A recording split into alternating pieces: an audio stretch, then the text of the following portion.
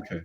So on the top left corner of the map, for anybody who wants to find it, That's not mine. Can you move Where- the players to that map? Yeah. I don't see. I got him. Go ahead. yeah, we. What I'll do is ping it. Okay, can you shift ping? My little Shift radar ping. ping. My little radar ping. That's where Neverwinter is. Okay? Perfect. Yeah. Everybody see that? Yep. Okay. So Neverwinter is just south of the Crags, Luskan? which is where our last adventure was. That's true. Now, that's where you sold things and had things made and relaxed and recovered from what we were about in the last game. A lot of that time, you did not see Vykon the barbarian, Vykon the wanderer. He did his thing, a lot of wandering throughout the forest at the base of the crags, just trying to get a focus on the beast within that has consumed him. And when he comes back, he describes, memories of changing into a polar bear and not really having at first much of his mental faculties, but over that time, he's able, now that he can change into a bear pretty much at will. Otherwise it would be the full moon, of course, but when he can do it upon command, and he can still retain his intelligence while he's changed. But he's not. He recalls seeing the werebear they fought being like a hybrid of a humanoid and a bear. And he said he's not able to do that. All he can do is the bear form right now.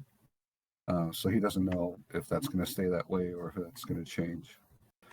Excuse me. While he was in the forest and wandering, he ran into a half-elf by the name of Ruehnar Ethan. And they basically camped and hunted together. And Vykon really appreciated Ruehnar's skill in the forest and invited him to meet the rest of his friends in Neverwinter next time he went into town. So that's when you guys meet Ethan's character. You basically just show up at the tavern that you guys were frequenting, and he introduces Ruehnar. Ray, however, upon getting to Neverwinter, Ray, just for to loop in Ethan, was the rogue of the party who was an Arakocra, which is basically like an eagle man. He had wings on his back, and he was humanoid, and he could fly and stuff. But unfortunately, he found like wanted posters in Neverwinter for him, bounty hunters after him, and he decided that he was going to disappear for a while. And once he refused to explain what he was wanted for. He did the same thing that he did last time. He was questioned about it and plays dumb. He's like, I have no idea why they would want me. I think it's a mistake. And any like deductions that you try to make regarding that is just unclear. You can't tell whether he's lying or telling the truth. And so he decides he has to leave until the heat dies down, and he may catch up with you at another time. So before I move into introducing the hook that will bring you guys to the next adventure, was there anything equipment-wise or supply-wise that you wanted to pick up in the town of Neverwinter? I thought we weren't allowed to do shopping. You are allowed to. If you can wrap it up, in the next 5 minutes of conversation and tell me what you want, it's reasonable, I'll let you get it. Okay. Some I bought them last time, but some glass bottles and some wine water skins. We just got like 31,000 gold though, right? Mm-hmm. Yeah. Just make it a town where they have nothing magical and just regular shit for sale. Well, it's Neverwinter. It's Neverwinter. Yeah, you can't really do that. Okay, The hang on. 31,000 was split like 6 ways, though, right? And some people bought magic items and stuff, as I recall. Yeah. Okay. Was there anything non-magic wise that you guys wanted to buy them? That's not what I needed to do. Do we replace all of our rope and torches? Yeah, That's what I want to do. Done. So I want to make sure I got rope and torches. Yeah. Also, if you want to pick up like dungeoneering tools, thieves tools, explorer tools, any of that stuff. I have the dexterous thieves tools. But what are we? So we get to this town. Babar will want to look around. He goes and finds, like, he goes to the markets and takes his money and indulges on food and wine and just delicacies. He's all about trying new food and new places. So he goes around and help you out with that. Okay. So we go around and go to these like restaurants, not restaurants, but like little open places and buy the freshest meats and stuff like that. Yeah. But I would also like to buy a staff, like just a regular bow staff, Ninja Turtle style. No problem. And he's Turtle got style. Yeah. I really don't know what else he would want. Yeah, it doesn't need much. No. Uh, No, have you ever considered using your tusks like weapons? I do every time I charge. Okay. Maybe you could get some metal caps made for them or something like that. No, what I'd like to have is some brass knuckles. Okay. We'll call it the same price as a dagger. Yeah, but I mean, they wouldn't do any more damage than just hitting with my fist because my fists are deadly weapons. Well, don't you want to look cool? Yeah, I'll get some some fancy and scrolled brass knuckles. One it says sucker punch, and one of them on one fist it says sucker, and the other one says punch. All right. I look like a one Are of the those letters backwards so they imprint properly on the face? Yeah, it's back exactly. It's backwards. Yeah, and he'll probably look for some new cloth to buy. He'll probably buy something real vibrant orange or something just to. And okay. Yeah, so while you're doing that, Vykon wants to pick up his cloak that was getting made, so he does that, and you see this really awesome looking black dragon scale cloak with a hood, and it's pretty sweet. He's pretty happy with it. What does it do? Does it give you extra stuff? Right now, it's only resistance against acid damage, and it gives I think it's like +1 AC. That's it. That's nice. Yeah. Nice. Okay, so yeah. Oh, I want to buy a net too. Like a gladiator net that's weighted when you throw it? Yeah, like. Okay. Yeah, that's awesome. Great idea. So the only thing I buy is a bunch of wineskins and some glass bottles, and I test the acid for my jug to make sure it fits in the glass bottles nicely. I actually bought those at the last town, but I don't know what else I really want. So okay, because they might come in useful later on, so I just want to make sure that. All right. Also, Matt. I would in the interim those 2 weeks while he was out in the forest. I would like to be in the forest too. I want to awaken a tree or two. Now that I've got the staff of the woodlands. Okay.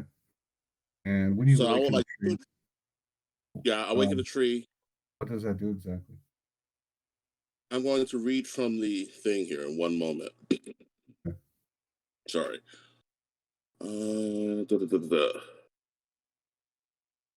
Sorry. I just had it up. What happened? I got it. Yeah.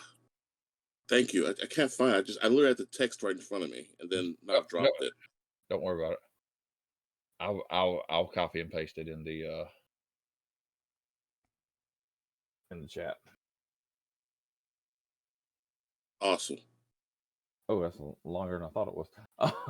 10 charger. So there you go. That's what it is. Yeah, that's. And so when the tree like wakes up, it's like, "You bro, you standing on my roots." So what happens exactly?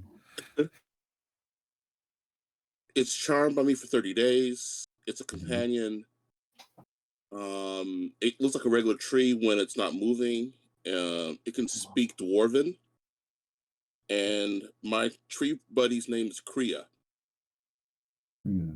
Kriya. Do you So speak you got Dwarven? What's that? Do you speak Dwarven?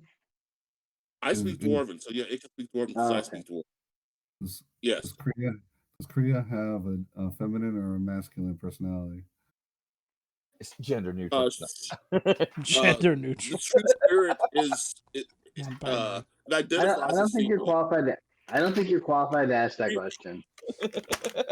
Kriya identifies as female. I'm not a biologist. Just so you know. As Dungeon Master, I'm qualified to do anything. Does she have a knot or a root? Okay. So, statistics for a plant or awakened shrub or tree. So, right. So, I got what color is the bark and leaves? Sorry. What color is the bark and leaves? Oh, it is a dark brown bark and bright red leaves. In keep with my whole Asmodeus worshiping thing. So it's a blackish tree with red leaves. Okay.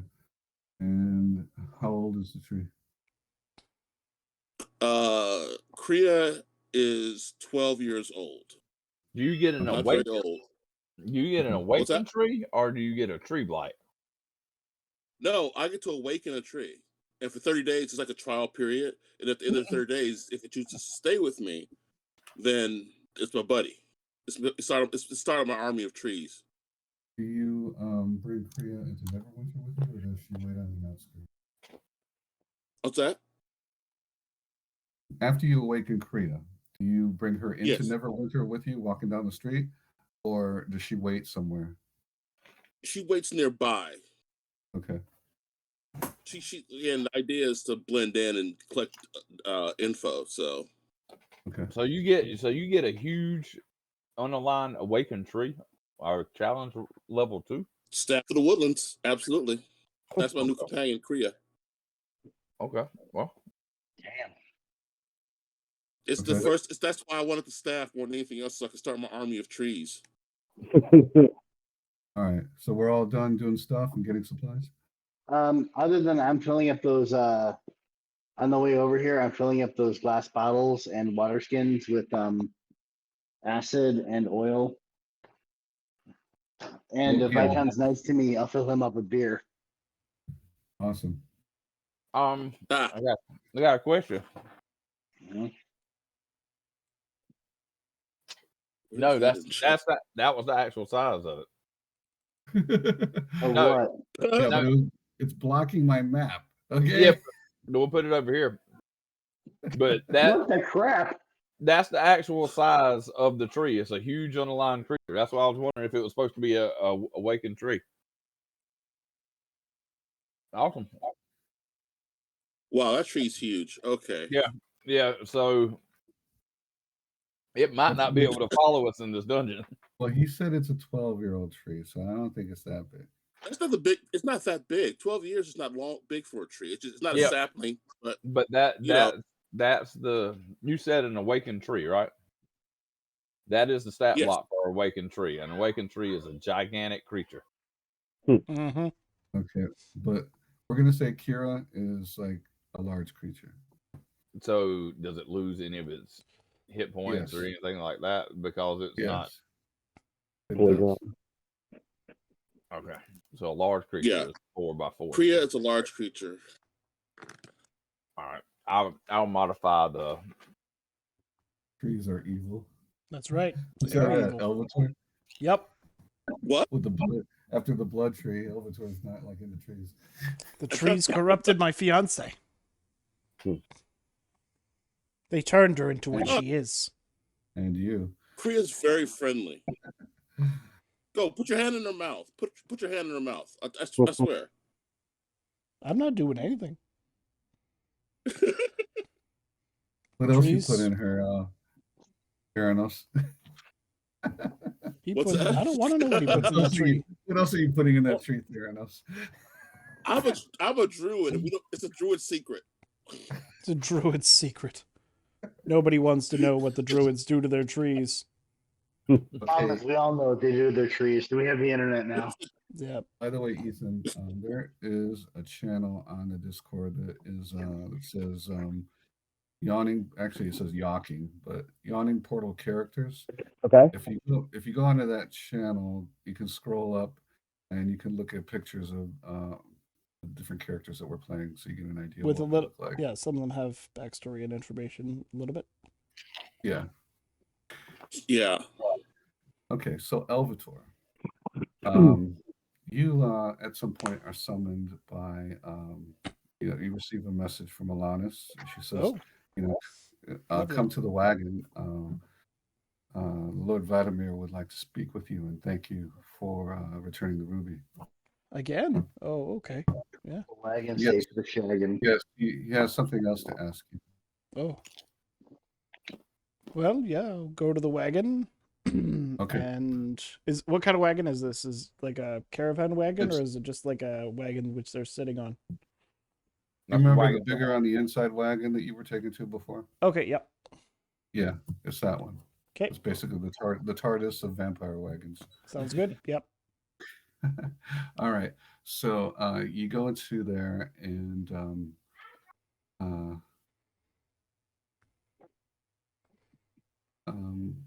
one of the other little vampire peons says, the Lord has requested that you be given a seat of honor at his table, and he'll be with you in a moment. So they bring you over to their lush dinner table that they had before, and it's got anything that you might want to eat, suitable for human consumption. Okay. Pork and pheasant and good vegetables and wine. And Alana sits across from you. Good. She says, Ida, my darling, the Lord is very impressed with your work, and he's chosen to reward you further. Excellent. So Lord Vladimir comes out. All right. And he's looking slick in his silk robes and whatnot. Yeah, he's wearing surprisingly colors that look familiar to you. They're purple and blue with some silver. Also kind of reminds you of the colors of Tyr a little bit, but you think that's probably a coincidence. Okay. And he sits down at the head of the table and says, my good man Elvator, thank you for coming. How's the dinner so far? It's quite good, my Lord Vladimir. Praise be to Ashadalon. Good. I'm so glad to hear it. Ashadalon is very happy with you. He takes a box out and he puts it on the table and opens it. And in a little bed of purple velvet, you see sitting the ruby that you returned. We're very grateful for return of the ruby. And we wish to actually reward you further. It's but it is also sort of an exchange if you're willing to hear what may be available. Of course, of course. There is a temple on an island called Mastika. I'm not sure if you're familiar with it. No. Roll a history. Roll a history check. Okay. I guess I could roll a history. My Lord Vladimir, I do not know what a history check is. But I am familiar with some of the history of this land. Actually, you do know of Mastika. It's an island that is south of the Sea of Swords, a very large island, and mostly filled with jungles and mountains. The west coast of that island is called the Cobalt Mountains because it's infested with the bloody things. And the jungle, very thick and lush, lots of beautiful animals and possibly some dangerous ones as well, and rumored to have ruins of ancient cultures there. Other than that, you don't know much about it because, well, there's just not a lot of civilization down there. There's maybe like 2 towns on the north side of it that just used by merchant traders there for things from the jungle. Okay. That's interesting to the rest of Faerun. They get spices and medicines from there and dyes, that sort of thing. Of course. So you have heard of Mastika. Apparently. Excellent. Well, there is a temple there that long forgotten, but it is a temple from one of our family's patrons, and it's hidden deep in the center of a jungle. And we would like to actually bring it back into use in the family, but it has to be, how shall we say, reconsecrated. It was defiled by ancient invaders long, long ago, and has since gone under conditions where it can't be used. See. But you, if willing, could do something to reconsecrate the site. Okay. Now, the bonus of that is that the site is known to have many magic items and treasure there because the denizens that used to live there, well, they had many wonderful and valuable things. And you would be welcome to any of them there, as I'm sure your friends would be. I believe you have, we've been watching him. He's been doing some interesting things in the forest. A friend by the name of Vykon, the white-haired one. Yeah, the one that perhaps cares for drink a little too much. Yes. Well, we've observed that he's got a condition. And there are denizens of that forest with a similar condition. There are werefolk there. And I know he's not so happy with you anymore, but I know he would be invaluable to the success of what we'd like you to do there. So to convince him there, just perhaps tell him that you've heard of this society of werefolk who could probably help him master his condition. And I'm sure he'd be happy to go. Yes. As for the rest, I'm sure the desire for treasure and magic, well, that'll be enough for them. Of course, they are simple folk. And I believe you have a demon child with you who fancies himself a druid. Yes. Yes. Well, he can learn many secrets about the nature of magic within the natural world, within that jungle as well. So that may appeal to him. Yes. So what we will want you to do, and he slides the box with the ruby towards you, is to take this ruby with you to this temple. It's called the Shrine of Tamaochan. Place the ruby upon the altar of Zata Chapil. in the statue's hand.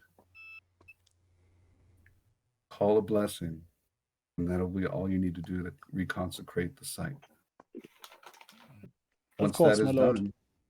Once that is done, bring the ruby back to me, and then we will be free to send representatives there to accommodate the site as necessary. It shall Will be you done. be willing to do this for us? It shall be done. Ashar-Dolan be praised. Because you will be out in the daylight, unfortunately, Alanis will not be able to join you, especially since you will also have to go there on a ship. But I understand. We will have her waiting when you return. Yes. If you do not, I thank you for your kind words, and for your gifts, and for your encouragement, and a new mission from Ashar-Dolan.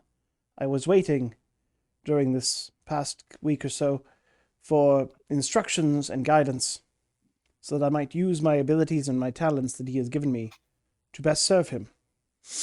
But now that I've been given my quest, Lord Vladimir, if you would beg me this quick time that I might spend with Alanis.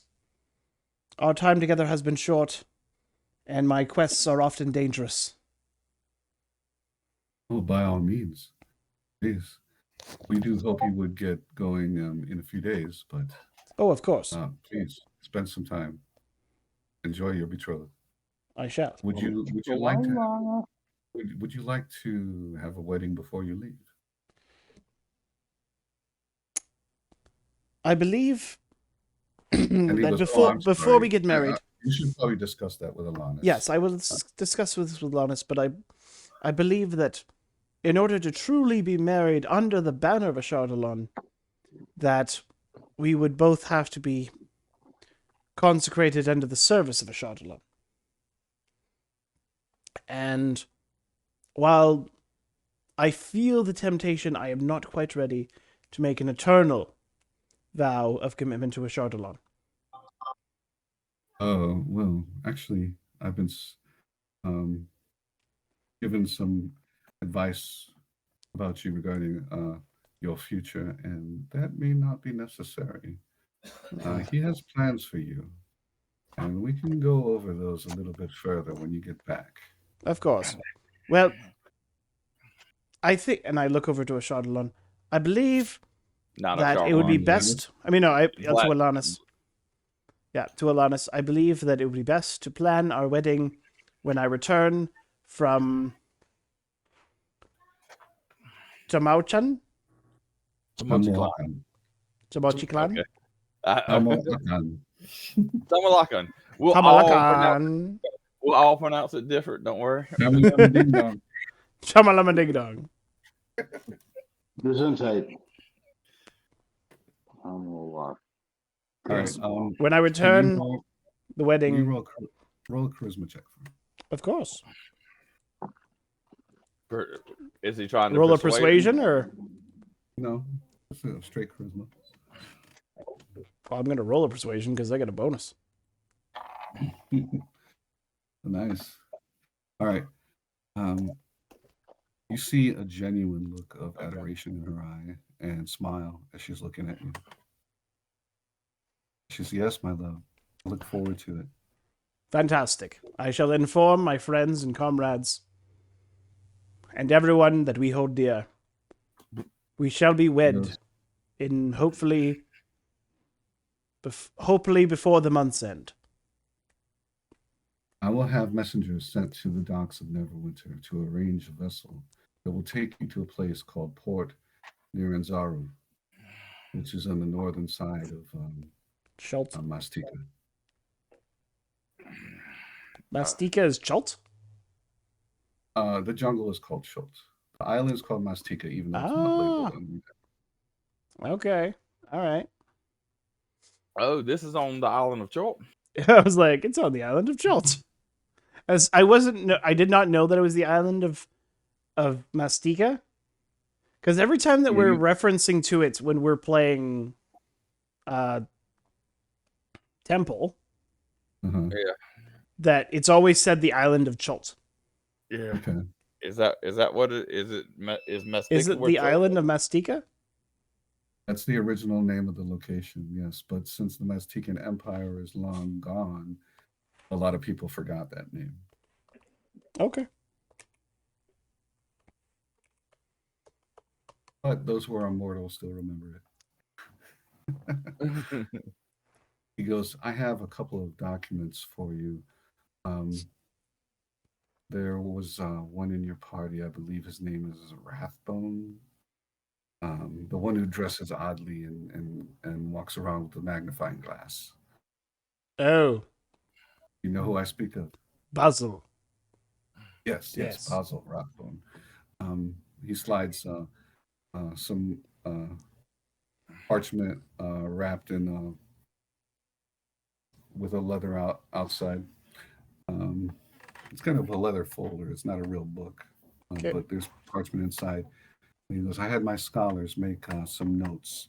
The Maztekans, they have an unusual language that resembles glyphs of sorts. And anyway, it would be helpful to, on the voyage there for him, I believe he would be well suited for studying the glyphs to understand the writings and inscriptions that will no doubt be present at the temple there once you arrive.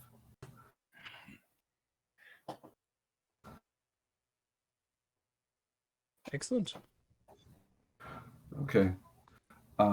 With that, he has what looks like a zombified, like hypnotized dude who's really, it looks like he's been fed on and everything for a little bit. Yep. And he's very pale, and he's a minstrel, and he's playing some music on a harp, and he says, "Well, enjoy the dinner, enjoy your time with Alanis. I must attend to other business." Of course, of course. So he gets up, closes the box with a ruby, and slides it even closer to you. He goes, "Be very careful with this. Do not lose it." I will treat it as it was always a treasured possession. He nods, and then he retires to behind some curtains. All right, Alanis. Let us enjoy this meal, and then let us enjoy a night together. My weeping period is over. I am committed. She smiles and holds up a goblet. Hers also has a red fluid in it, but it looks much darker and thicker than the wine that's in your glass. And she clinks it against the glass, and she goes, "I look forward to our wedding upon your return." Well, you'll have other things to look forward to before then. She laughs, and then she takes a drink of her fluid and fade to black. Fade to black. I felt Alvin. All right. You had vampire sex 3 times now. Mm-hmm. All right. And I'm getting better at it. I only cried the first time. He doesn't cry after now. So to advance things, upon Elvator's nice evening out, he rejoins the party in Waterdeep. Yeah. And in Waterdeep or Neverwinter? I'm sorry, Neverwinter. And says, tells you about the shrine of Tamaochan. Tells Vykon about these werefolk who live there, who help him get control of the beast and learn how to master it. He's heard that there are many there who there's a society down there supposedly that should be able to help him. And they tell the rest of you about treasure there. And he tells Theranos about the unusual fauna and flora that are there that would be of much interest to a druid or a beast master. So that may appeal to Mr. Kinra as well. Mm-hmm. And there's Now, supposed to be a ship. You Mr. have to. Mr. Kinra, have we haven't been like introducing ourselves to him, have we? You haven't role played an introduction, but Vykon did introduce you, and you've been drinking a few nights together at a tavern, so Okay. you are familiar with it. All right. Sounds good. All right. So the idea is you're supposed to pick up a boat. You leave Neverwinter, go to Waterdeep, and from Waterdeep you can take the boat south. It's between 10 to 14 days ride. There's a couple of stops along the way. You're going to stop at Baldur's Gate, then Candlekeep, and then Valen, and then finally Port Nuranzaru. You'll be basically on the boat down along the Sword Coast, starting out. So, how would you all like to proceed? Well, before we go on this journey, I'd like to role play our introductions. Okay. Sure.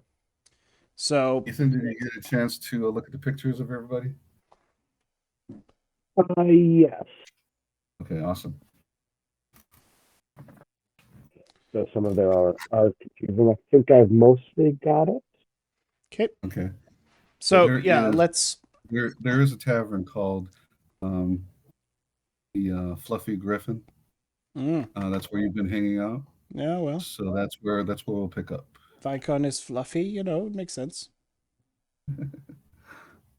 So, is he going? Well, I guess he would have joined with Vykon first, so Vykon would be the one to kind of have him meet up with the party. Right. So, yep. Guess we could just have it where everybody else is having a drink and then Vykon Walks in. brings him into the fold. Right. Mhm. Icon says, you remember my mate here, Mr. Ruehnar Kinra? He's a very skilled man of the woods. I met him while I was trying to get control of the beast. I'm still trying, frankly. And he's definitely a skilled hunter. And so I just thought I'd introduce him to you all. Say hello, Ruehnar. Well, it's more mountains than woods, but woods will do. And who are you? Well, I guess you could say that I am leader, despite the fact that I've had my ups and downs, but my name is Elvator. And while I was once a dedicated, wholehearted servant of Tyr, the Lord of Justice, I feel in my hour of need that he has abandoned me ever since my betrothed was taken by evil trees. Evil trees. Do you have any association with evil trees? Elvator doesn't see it, but behind his back, like Vykon's rolling his eyes and shaking his head. Not all trees. Not all trees. That's what you say. But every tree that I've encountered, at least the ones that are close to me, have taken things from me. They've scratched me, they've abused me, and they've taken my betrothed. We were both once servants of Tyr, and now, in order for her to be saved, she had to be turned into a vampire. And it's all because of trees. I don't know where to go with that. I don't know where to go with that. You'll find that a lot with Elvator. It's just like, I don't know how to take that, but okay. Elvator is a very strange character. I don't know what this dude. My name's Basil. My day job is a wizard, but one day I hope to aspire to be a consulting detective for constables. It seems honorable, if foolish. And then after that, Babar stands up, and when he does, he kind of knocks the table, and everybody's drinks fall over. And he jumps up. Not again. And he jumps up and puts his hand in your face and says, "Da, and I am Babar. I like to fight." I like to fight. And then he sits back down and grabs like a turkey leg and just shoves it in his mouth and starts eating. Yeah. Now, and then Elvator will come back. So, which deity do you serve? Oh, I serve the mountain sky. You serve the the mountain wind. sky. Oh, so you're unclaimed. Well, I currently have 2 masters, but Tyr has not been so responsive. But would you like to hear about the vampire dragon Ashardalon? It sounds wicked. Sounds well. What do you mean by wicked? Like wicked cool? That's very true. No. For he has given me great power, and I both my hands lit up in purple mist. Please to keep him away from me. And Babar says, "Great power," and you see his rings on his hand. Great power. And he's just shaking his hands. And what is the demon thing? It also looks wicked. Oh, he's talking about Theranos? Yes. Yeah, he's wicked. He serves the devil. Hello. My name is Theranos Creed of the Mountain Creeds. You may have heard of us. I seek to reclaim glory for my temple after a mishap with the high priest. It was an accident, and I was blamed, cast out, but I'm working my way back in. I will bring glory to my temple, and he will, of course. I seek to be reignited with my brothers. Yes, I serve the Lord Asmodeus, but he is not a demon. He has a better plan for this world. Some things need to be changed to get to that world, but he will get there. That is Asmodeus. I am not a demon, I'm a tiefling. And druid. Have you met my tree Kriya? well, you're. Have you met Kriya? Well, Kriya's not in the bar. Because you'd have to leave her outside town, right? Yeah, she's outside of town. Okay. Would you like to be Kriya? Well, My tree. and exactly where is your cheetah? Ethan? Oh, that's actually a good point. I imagine it can't be allowed in here, right? Maybe he's outside sleeping up under Kriya. Well, possible. It would probably be. Depends on how large cheetah is. If she's a small cheetah, then yeah. If it's a big cheetah, then no. No, it's more like a bobcat. Okay, then yeah, she'd be allowed. Okay, bobcat and mountain lion. Yeah, that's okay. So here's Cheetah, my pet and companion. Well, then, if you walked in with her, then the first thing Babar would do would be kneel down and start to pet the cat. Excellent. Ooh, good kitty. Good kitty. I like this one.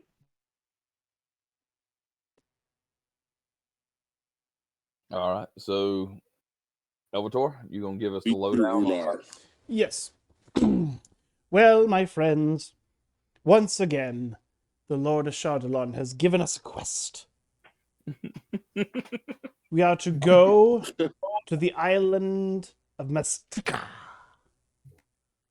where we will serve his will. Church? What now? Don't you mean Schultz? Well, commonly known as Chot. We'll be traveling to the port of Nyanzaru, and we'll be finding a hidden shrine of Tamaochan. Wow. Of Shama, the hidden shrine of Shama Ding Dong. And that is what it shall henceforth be named. Just know this: you do to the common tongue what dwarves do to bars every night. I acknowledge that, and I accept it. Well, I may be skilled with my art of persuasion, but my art of pronunciation needs work. Babar looks up and he says, "I could go on a boat trip. Fantastic. All we Where need do to do get- is take this Oh. ruby, which we took out of the forge. You might notice it is very pretty, and put it So onto the hand of a shrine in the hidden temple, and consecrate it for the Lord of Shardalon. sure, what's the worst that could happen? Exactly. How, See, you've seen all the gifts that he's given me, and he gave us 30,000 gold. Like, honestly, one. what's to complain about? Whoa. Did you say gold? Yes, 30,000 gold. He made I our meant- paltry recovery from the Ford seem very minuscule. Did we ever put the 30,000 gold anywhere? No, Calculate out how much it is. because we literally found it after doing shopping. Yes, it was after shopping. We're like, let's have a shopping session. Oh, and then the shopping is over. Then we earn 30,000 gold. So each person got 6,000 gold. Yes. Not Ruehnar though, because he wasn't there. No, 5,100 gold. Because Ray would have gotten a share. Yeah, Ray Yeah, would have Ray- gotten a share. Ray Before got a he share flew off. and then took off. Yeah. Yeah. He took his money and left. Who's got Rogues a town do that. statue? We got room for it. Anyways, With the flood. my How did you- Lord of Shardalon has booked a boat for us to travel to Port Nyanzaru. So we worry not. We can fret our days on the boat and on the voyages ahead, relaxing and preparing for the great battle and adventure ahead. so how did you come across this ruby? Oh, this ruby we recovered from the forge that we had recently been adventuring in, and I Were you brought this That- ruby back for a Shardalon, but now they want me to take the ruby and use it to concentrate the shine of Shama Llama Ding Dong. no, were you tasked to find the ruby in the first place? Yes, I was tasked to find the ruby in the forge, and then once And- bringing back the ruby, that I'm using the ruby to consecrate the shrine. So they asked you to get the ruby. Yes. You brought the ruby back, Mm-hmm. and now they're having you take the ruby somewhere else. Well, take the ruby and use it to concentrate, and then give it back to them. Correct. There is Correct. more to this history than you have realized. Well, maybe, but I trust the will of a Shardalon, and hopefully one day you will too. I'm sure you do. I do. Root, Very have much. no fear. There is nothing convoluted about this at all. You should not question the will of a Shardalon. He too can give you great power. The mountain sky has been giving you jack all. I'm sure Shardalon you can give you much. Listen to a Scientologist. A science wahoo-ha? Never mind. Asmodeus. Okay. So we Hey. know where we're supposed to go with. He's right. Asmodeus is a quack. Asmodeus knows the truth. Oh, no, he knows the truth. Funny how he never shows himself. Let's go. Oh, when his foot treads upon the ground, you'll hear it. Yeah, let me know after we're long dead. Okay, so is the party going to make its way then to Waterdeep? Yes. Where we going? I'm sorry. I said Babar said yes without even know where he was going. Well, we're going to a boat in Neverwinter, which is going to take us to a boat in Waterdeep, which is going to take us to Port Nyanzaru.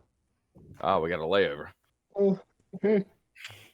Mm-hmm. Actually, kind of shop in Waterdeep because that's a big port. Nah. We're not having another shopping session. Yeah, It takes no. entire sessions to do shopping. Yep, we're not shopping. We will do shopping at the end of every chapter. And next time we do shopping, just for sake, have a list of like 5 items you want to purchase prior to doing the shopping. Yeah. Yep. Otherwise, that way, it takes 2 hours to Yeah. do shopping. That way we can roll on the items to see if you get them. So Exactly. basically, you're gonna roll on the items to see if you get them, and you roll on the highest priority item, then the second priority item, then the next one, and then the next one. Yeah. And then if you get it, you can spend the money on it, or you can Mhm. ask the party to help you get the money to do it. Yes. All right. Now, how large of a sack would you need to carry 5,000 gold pieces? Well, we don't need a sack. We have a bag of holding. Do we? I also converted mine to platinum. Yeah, we have a bag of holding. Okay, that's right. I forgot you were given one at the. But I didn't ask, but I'm assuming we can go to a money changer and just swap out gold for platinum. If you wish, Or yes. gems.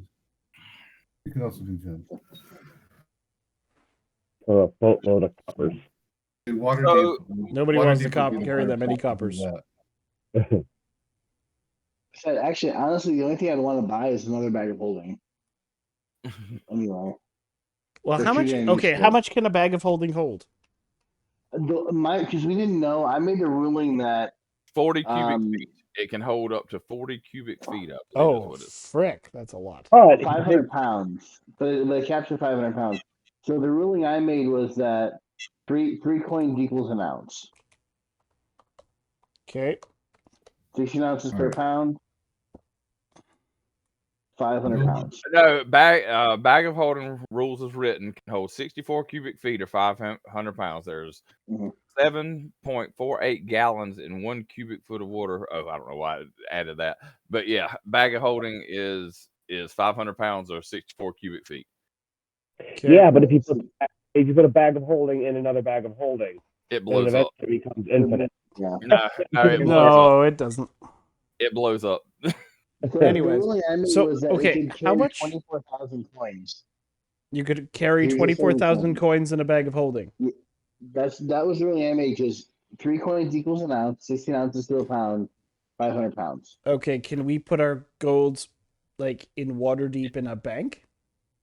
Or can we just turn it into platinum and carry like Oh yeah, that's true. 601 That's platinum? what I already did that.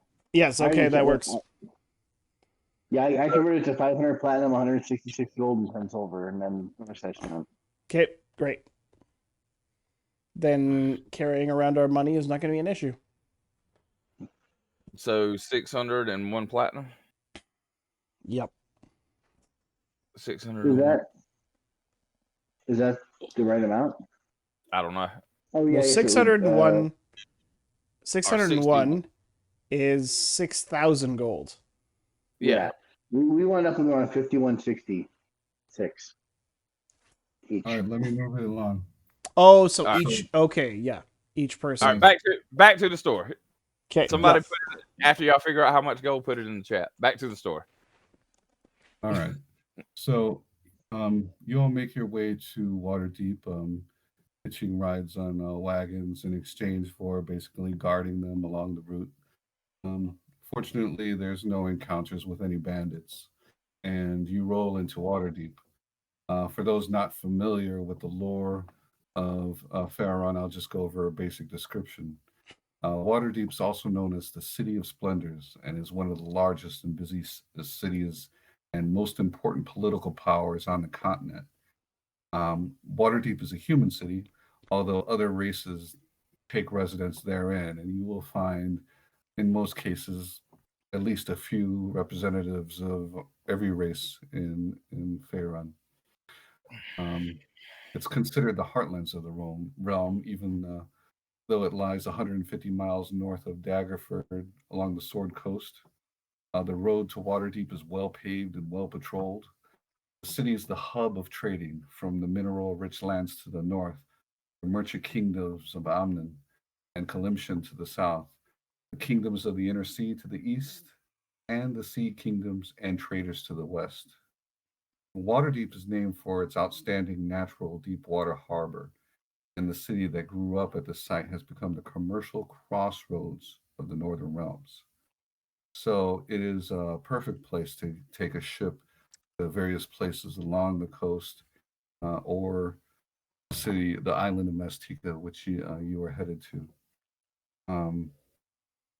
As you go through the well-paved streets, you head towards. You pass lots of businesses, and it's heavily trafficked. And it's a very bustling city, and were you not headed on a particular mission, you think that you definitely would like to take some time just to roam the city and see what sort of adventures you might get into another time.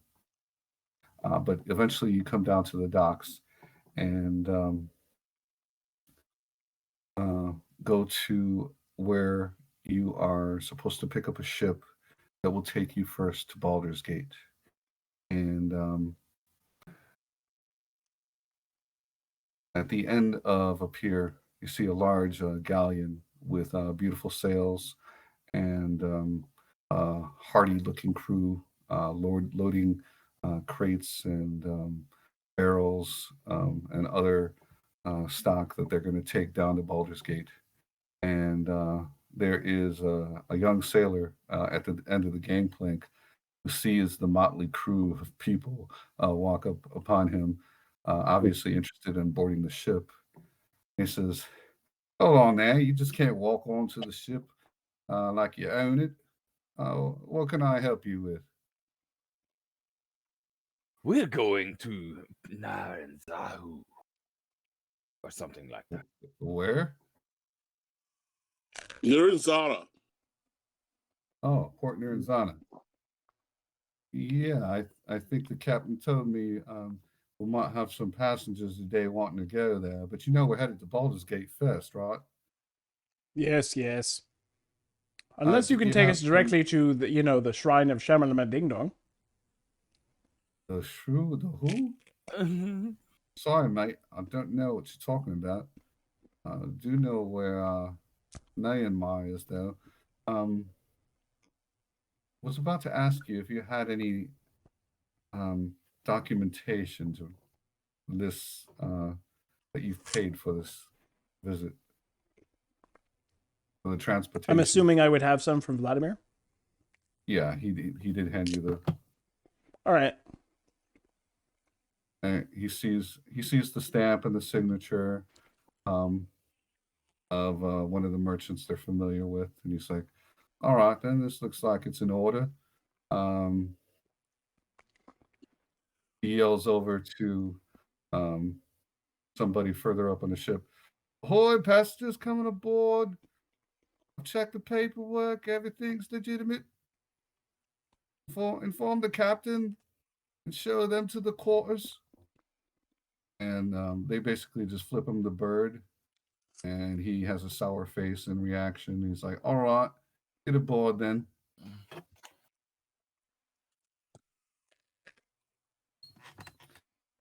So I whichever tip my hat to him as I get on board.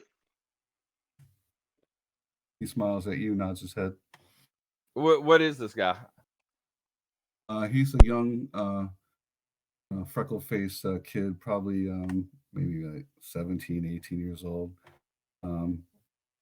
dressed in typical merchant seagoing clothes.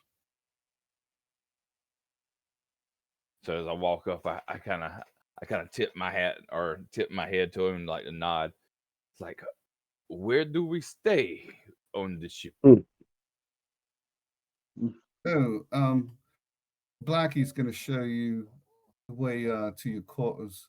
Not sure if you're going to actually fit through the door. You might have to duck down there, sir. Might be a little cramp. Might be a little cramp for yourself. You might even want to stay on deck. I don't know. Yeah, I would probably stay on deck. I might be able to rig a hammock up for you, sir. I will ask him as is okay if I just sit up here. So is this a oh, it probably doesn't matter. So I'll just set up a hammock upstairs in the on the top of the ship. Okay. When you get up there, you see that these boats have something that you haven't seen since you were in the Shu Empire. And you're probably either yourself or Basil would be the only ones familiar with them. These big metal tubes that they have on wheels, and they have barrels of black powder next to them, And you can see the one he called Blackie is pretty much covered in a lot of the black powder himself. And he's got a black long black hair and beard and dirty hands. But he welcomes you aboard. He's like, all right, the rules here. When you're on the deck and near the cannon, no open flames. You hear me? Damn it! I was just gonna ask him for a light. Dick. Throw the whole ship into smithereens. All right? That's the number one rule I care about here. And yeah, if you want to throw a bunk up here for yourself, it's fine. Just don't shit or piss on the deck. It's not my job to clean it, but I still don't want to smell it. You understand me? And Babar says, "Yes, sir." And he looks around. Did someone tell him about me shitting in the room?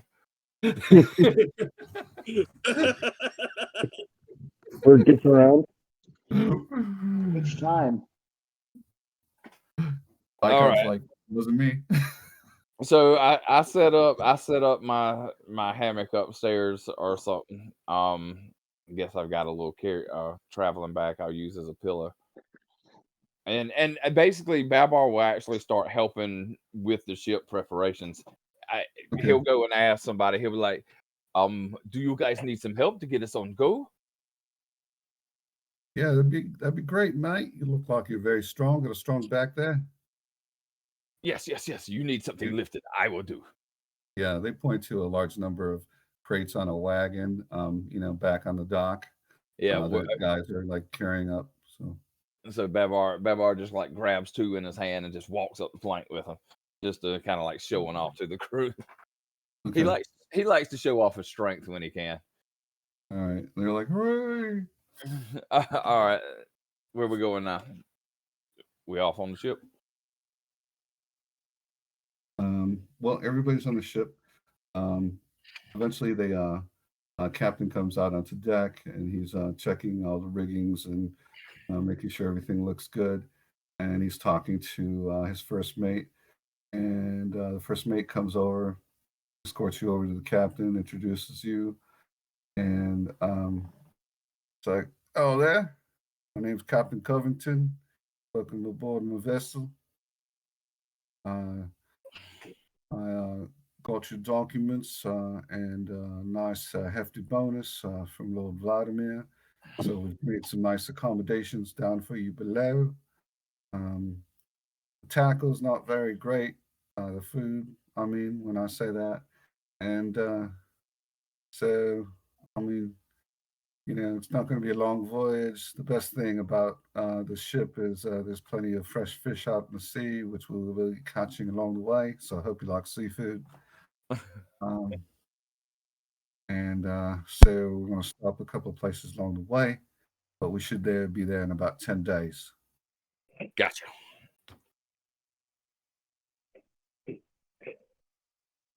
All right. So he shows you guys the quarters down below, and it is pretty narrow. And Babar, even though you did the little tour of the ship, it does look a little cramped for you. So as long as it's not raining, you would be more comfortable in a hammock above deck. Yes. So I'm gonna inspect the cannons and maybe get some of the little, since I probably haven't played with it too much, some of the black powder, and play with it along with my magnifying glass. All right. Well, Blackie's keeping an eye on you while you're there. So if you're gonna try to get some of the black powder, are you gonna just try to do it like out in the open? Oh no, just wipe it off. Just wipe it off the cannon. You said it's everywhere, so like. Well, it's not everywhere. But Well, I mean, that means old school near the black powder is cannon. pretty messy. There's some barrels of it near the cannons. I asked him if I can inspect it. Don't worry, no open flames. No open flames. I put my pipe away. All right. Roll a I would have changed the smoke in the bowl. charisma related skill or charisma.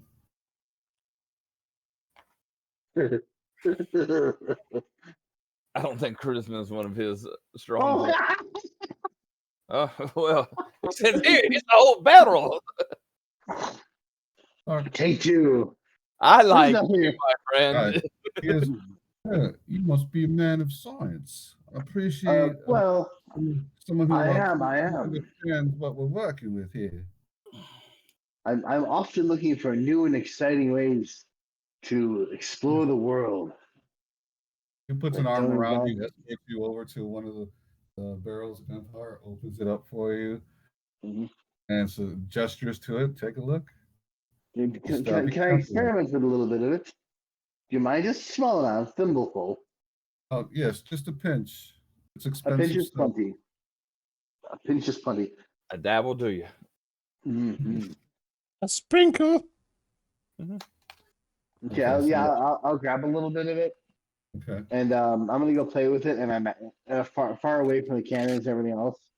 okay. I'm also gonna inspect the cannons, like check them for like fractures and stuff to see how they handle the explosive power, All right. and I'm gonna see if I can make a little boom.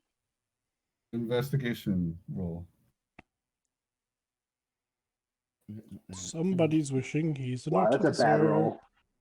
No, it's a good roll. So you met exactly what you needed. All right, and I they get a all plus 12. okay. Yeah, that was a bad roll then, but you met the DC at the minimum. So you had advantage too, but it happened to roll the same thing. So yeah, they all look tip top shape, very well taken care of. Blackie apparently maintains them well. Cool. Then I'm gonna play with a little bit of thimbleful of black powder There are a and total, my there are a magnifying total of glass. four, And just there are a what? total of four, a total of 4 cannons on the ship, 2 on each side. Okay. How big are the shot they're firing? Just out of curiosity. They're softball size. Okay. They're not like huge cannon, you know. Okay. But you know, better than not having them. Oh no, totes. Um, I'm Anybody gonna else? ask the captain if he's interested in the trade. Well, in a moment. Anybody else do anything? No. I'm walking Okay. around. I'm actually walking around with Basil, watching Okay. him look at the cannons and stuff. And Okay. I'll kind of like talk to Basil. I was like, "Are you thinking of making one of these?" I'm thinking of buying some of the powder, trading some of the powder to the captain for some spell scrolls, so we have something that can. Actually, I'm sure that when I play with the magnifying glass and the powder, it combusted. So Um, Well, you know it does ignite already. yeah, but I mean, I just wanted to play with it. I'm bored. I'm at sea. I can make some crap blow up. You know you need to hit it with some sort of spark or a flame for it to do anything. Well, that's why I was using the magnifying glass in the sun. Okay. So you So do that, and it lights up like a sparkler. like the time I set my face on fire in my bedroom, making my own firecracker. you can make a little gun, like a little pepper box gun that shoots darts. They have like the dart damage, 1d4. You can make you a little pepper gun. That's actually a pretty good idea. I asked the captain if he'd be if he's able to cast any spells. I'll be right back. No, we don't. I'd like to mess with magic out in the open sea. Not respectful to the wildness of the ocean. I could trade you some other things. Are you fond of honey? What you want to trade for? Some of your black powder?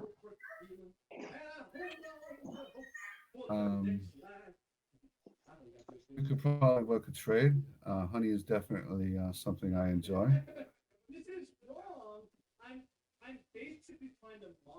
Excellent.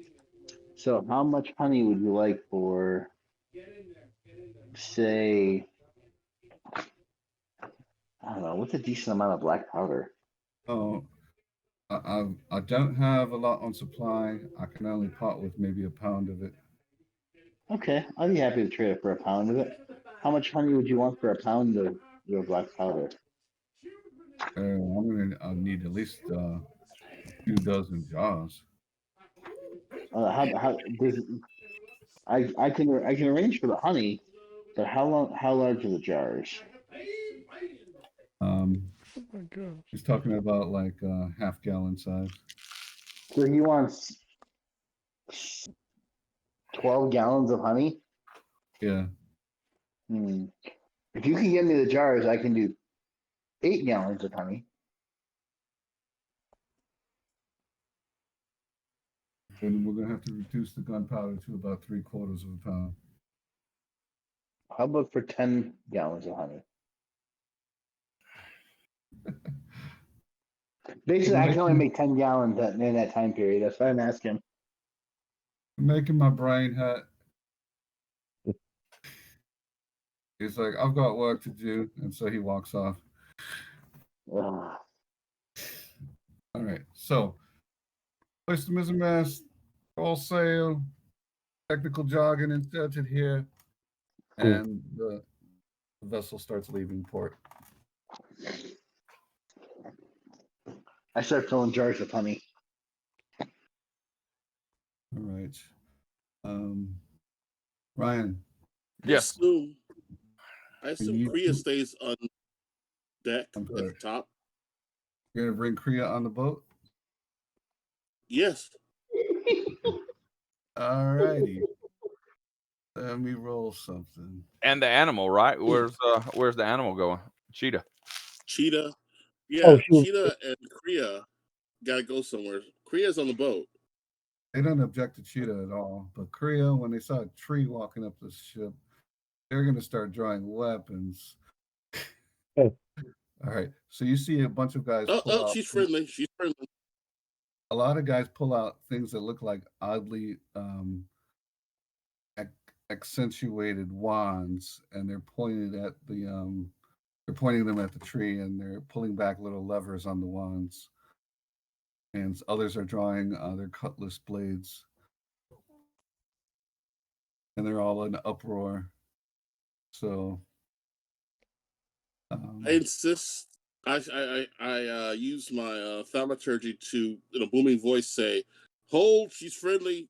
She's Kriya. She's with me." okay. Do you want me to roll charisma? 'Cause I have charisma. I would like you to roll persuasion or charisma, or even intimidation, whichever you like. Okay, hold on. I think. Sorry, my sheet just went down. I'm gonna roll my charisma.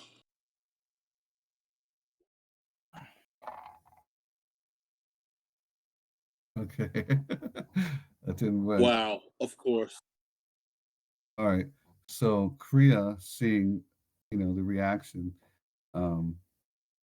is frightened, and she runs back down the deck, and they do not fire. And the captain's like, "What the hell is that?" And he pulls out a wand of his own and clicks back the little lever at the back of it. Hold, Captain, hold. What do you mean that? It's friendly. It's the druid's pet. And a lot of the sailors start leaning over to each other, whispering, and they're speaking in a tongue that is not familiar to anyone unless you have Thieves' Cant. Nope. Okay, No. so they're talking in piratey talk. Like, you recognize some of the words, but they don't make any sense for some reason. Even though they're using common words, they're using them in an uncommon way. And I'm gonna cast comprehend languages on myself. oh, well, actually, I wanted you to roll persuasion because of what you said to the captain, with advantage. Okay. Cool.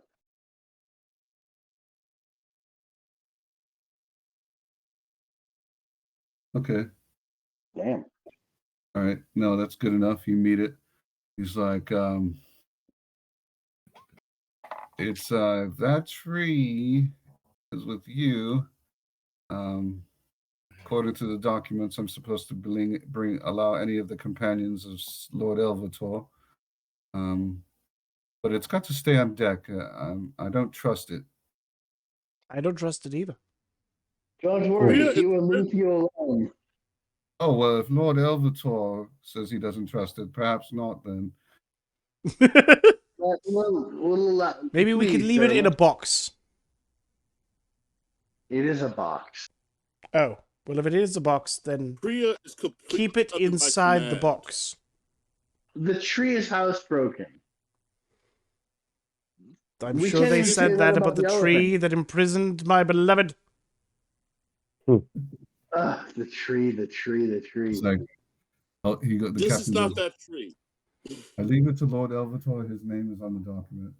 We allow the tree. Leave it in the Elvator, you would box. complain if you're in. Leave it in the Elvator. box. Bring the tree.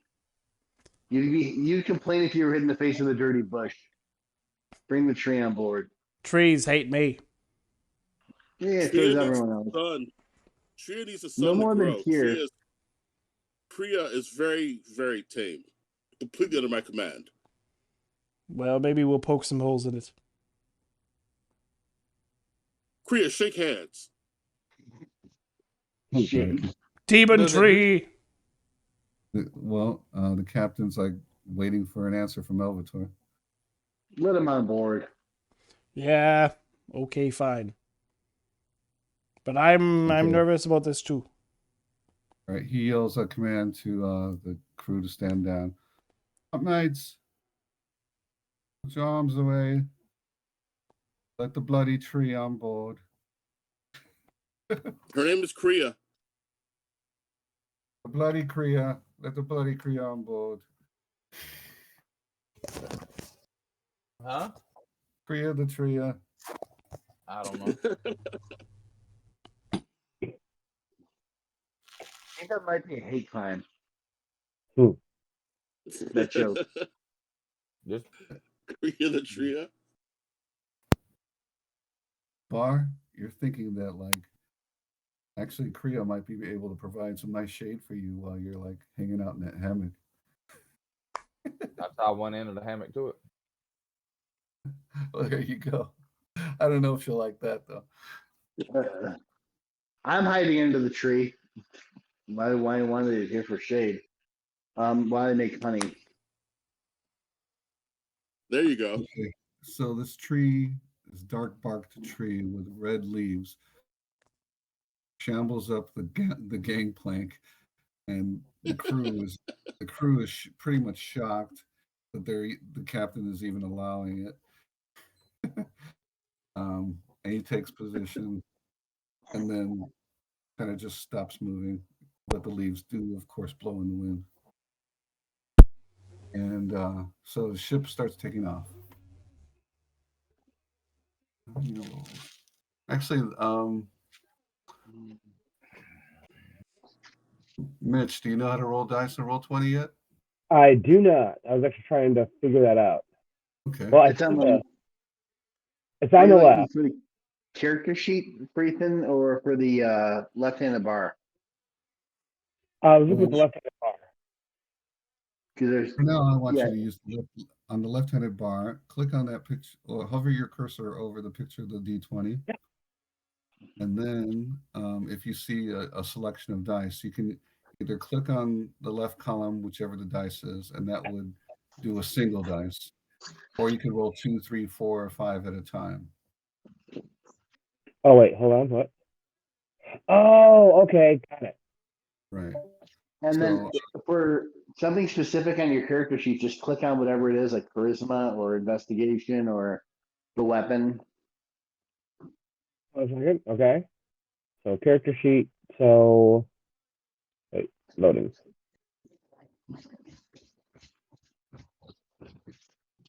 So on my character sheet, what am I looking for here? What you trying to roll? Sorry. Well, you could roll for a number of things. You could click on the name of a weapon and it'll do a strike with that weapon. Or you could click on the word dexterity and it's a dexterity check. Like whatever it is you click on, it'll roll a dice for that thing. Okay. Catch me, you want to try something? Like click on like strength and see what happens.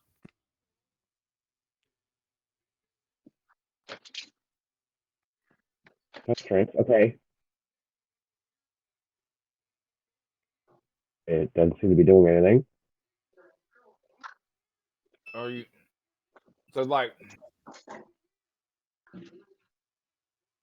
yeah.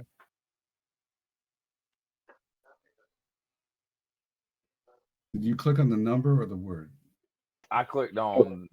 You're supposed to click on the word. The So word. anything on your character sheet that lights up red is going to be Yeah. something you can click. Right. And It doesn't like it turns red clicking on it. I don't know. Is there You're doing a left click? left click just back to the reload page?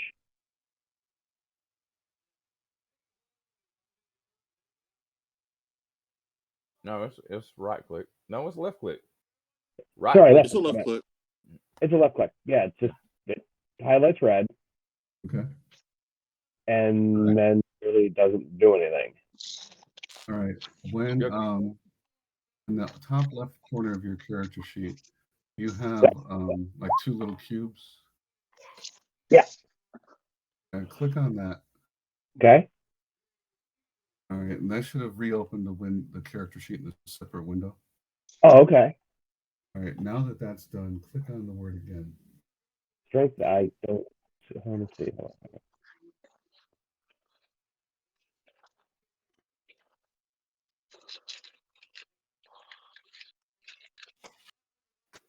It doesn't seem to be doing anything. XCon is charisma. Close the character sheet and reopen it.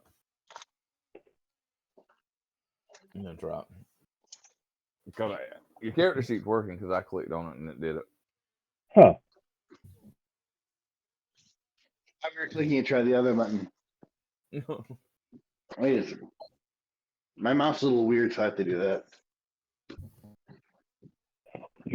No, the other button brings up, what would be a standard right click web page, like reload page, say, reload. So clicking that doesn't seem to do anything. Are you on the main page of your character sheet? Pardon? Are you on the main page of the character sheet where it's like your stats on the top left? Yeah. Upper left side? Okay. Maybe close out Roll20 or refresh the page. I'm not sure. Yeah. Because it's working. Huh. I might be that I'm on When you're, do me a favor, go to strength. Go to your strength stat and just go to the word strength and see what happens if you left or right click on it. Okay. Open the character page. Character sheet. Uh-huh. Hold on a second. I'm going to put something in its own window. When you open it the first time, you have to then open it again with that little button in the top left corner. Yeah. To open it up in its own. Oh, wait. Okay. There you go. There you did go. that. Did you see besides the numbers that showed up on the right column, did you see actual dice roll on the screen? No. Okay. I hear a thing. Okay, on the top right of the screen, click on the gear wheel. The gear wheel on the main screen? On the Roll20 screen. Oh, got it. Sorry. Yeah. And then select dice options and click enable 3D dice. Yes, I did. Whose lips? It's entirely possible. I think you guys should continue for now. It's possible. I'm on a Mac and using, what am I using? Safari. Mm-hmm. It might not be a fully supported browser. Oh, may not be. I'm wondering if that's. Are you in Google Chrome? No, I'm in Safari. Safari. Yeah. Try Chrome. Well, you can't right now. We're not going to worry about it. It's just normally, though, when you use Google Chrome, you'll see this cool representation of dice roll across the screen. And it just makes it a little cooler when you're playing, but you don't need to do it. Gotcha. No, sorry, that's been an issue. You guys have been rolling dice. I'm like, I've been trying to figure it out for like the last 30 minutes. Okay. And I'm like, what am I missing? All right. Okay. So now what I want you to do is hover over the D20 on the left column. Yep. And then when the dice menu comes up, click on the one that says D100. Okay. Just once? This once. There we go. Okay. Oh, right, man, so, that one. yeah, that's a good roll because I was doing a check to see if the voyage along the coast down to Baldur's Gate was uneventful, and it was. Awesome. It was just a couple of days, peaceful ride along the coast, no weather, no pirates or anything, no problem. So they stop at Baldur's Gate. There's unloading and offloading of goods. Babar helps. Okay, they appreciate that. Anybody else help out? No, Basil doesn't believe in doing that. No, but my cat doesn't tend to sleep. My cat doesn't tend to sleep in the tree. Theranos helps out, and so does Kriya if possible. Okay. What was your cheetah doing? Sleeping in the tree whenever it can. All right. I'm a cat. Are they Is getting that gonna along? go well? I don't know. You tell me. I'm just saying she's going to try. All right. Roll a d20 for Kriya. Okay. Okay. Now, Ethan, roll a d20 for Cheetah. Whoa. They're perfectly in sync. Aww. Match.com. That's so nice. It's like Cheetah rubs up against the tree, and Kriya, leans a branch down and pets Cheetah. So they're all good. Theranos, but perhaps I misjudged you. There is some value to you after all. Maybe you're not wicked.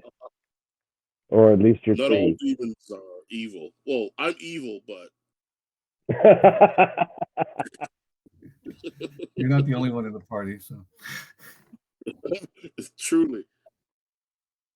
One of us has a vampire dragon lord or something. Yeah. Woo! Speaking of which, Elvator. Yes, yes. What was your alignment originally under tier? Under tier? Oh, super lawful good. Okay. It's super lawful. I would say at the minimum, you're at around a lawful neutral now. Do you have any objection to that? Oh, no. I'm totally fine with being lawful neutral right now. Yep. Okay. Or lawful evil, it's up to you. Not yet, no.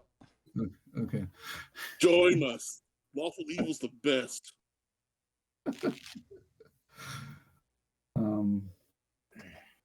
One of us. One of us. Not yet. Ethan, roll again. Give me another D100 for the next leg of the journey. Okay.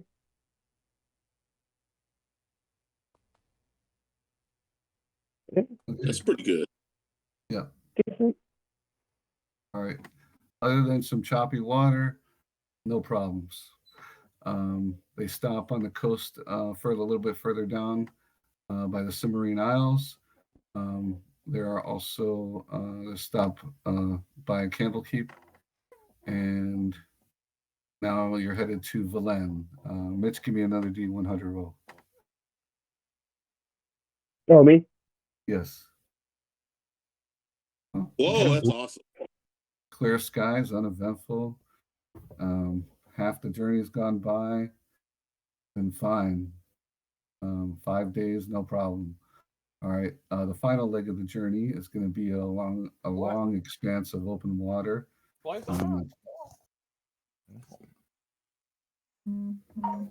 So give me one more roll. Sorry, me? Yes. Sorry, give me just a second. I'm actually trying something here. Sorry about that, Matt. No problem.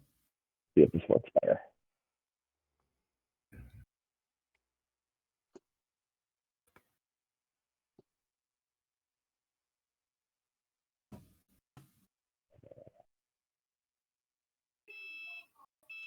Is that another D100 or D20?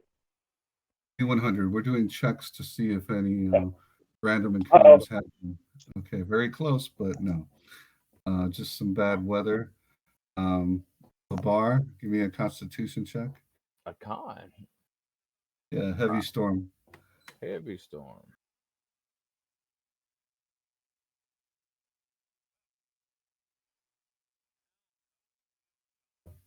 Well, give me a second. My sheet decided not to load this time.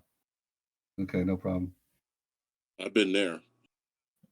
There we go. Constitution. Okay, fail. Nope. All right. You're fatigued and soaked. Do you want to try to be squeezed into the lower decks, or you just stay out? And... No, I'll stay out there. Okay. Are there any other people out on the deck? Other than the tree, no. Okay. Yeah. The tree hasn't. I mean, there are people who take shifts and stuff like that, but nobody like sleeps out on the deck like you do. No, but I mean, there are people out here working. Yeah, like trying to. definitely. I mean, they gotta keep the vessel moving and not sinking, that kind of thing. And I'm helping them then. There's no way I'm going to sleep. Okay. I'll help too. All right. So it's heavy storms for this part of the journey. So I'll need a con check from you. From all of us, or No, just anybody who's out on deck during the storms. Oh, that will be me. You as well? Okay. Go ahead Yeah, and roll Constitution.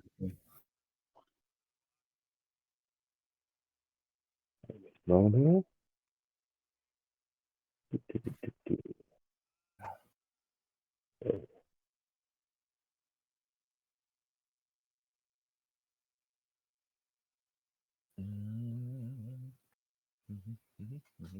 Con check. That's a fail. Theranos, also a fail. Okay. The three of you are just like soaked and have a point of fatigue. So basically, the point of fatigue until you get a long rest means that any further ability checks you make would be at disadvantage. So when the die roll comes up, you would have the lowest of the two. Okay. All right. And give me one final D100 roll, Mitch. All right. You're in the Okay. basically between Valen and Port. That's so much for the survivalist that my little elf is. It sucks. Oh, Okay. You have the survival skill? I believe so. Yeah, survival skill. Okay. Is it one of the ones with the blue check mark? Yes. Okay. Then your con, you would have had advantage, and so you would have passed your con save. You Okay. would have had the 17 instead of the 9. Okay. It's not the end of the world. Yeah, so you're not fatigued. Okay. So, all right. No problems getting the port near then? Who did fail? The ones who have a point of fatigue are Babar and Theranos. Theranos. Oh, what a nice breezy weather. What's wrong with you two? Just been up for a while. Some of us helped the crew. Pitched in a little bit. That was a choice. I feel great. Of course. I'm glad you guys demonstrated your strength abilities. Mhm. I opted to use my intelligence abilities and stay under the deck. Yeah, and you somehow left the strongest of all of you out of it. Cheetah's like scratching her back against Kira. Meow.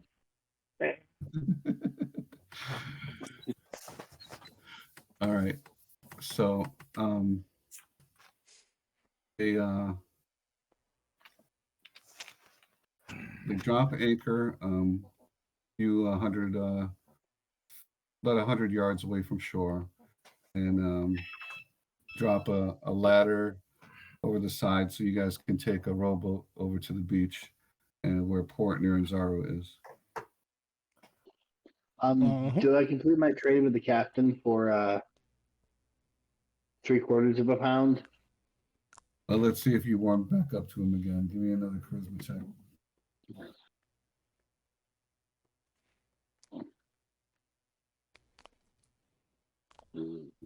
Yes. So you made the trade. You got 3/4 pound of gunpowder. Okay. You give him a bunch of honey. Yeah, whatever. A shit ton What of are honey. you gonna put that gunpowder in? He gave it to you in a leather sack. Yeah, I was gonna keep it in a leather sack and then put it in the bag of holding so it doesn't get thrown about anywhere. Okay. I figure it's a good either get the hell out of here weapon or big bad coming. Don't use it this game, and we'll work up some stats for it in between games. Okay. Okay, cool. All right. So, I forgot to tell you, and well, Elvator forgot to tell you. He wanted to give you some documents to study so you could go over the mystical glyphs. Yeah. Mastical, sorry. Yeah, I remember. So did you study those glyphs during the voyage? That's probably what I was doing most of the voyage, yeah. Okay. Roll me intelligence. And advantage, because you're a wizard and a scholar. 24. So you got a nat 20 on that? Yeah. You can fucking Whoa. You know that shit I- inside and out, bro. You got it committed to photographic memory, all those fucking documents. Okay. Wow. Okay, Cool. that's going to benefit you guys immensely. Okay. Cool. So, all right. Now, Elvator, the guidance they gave you about the location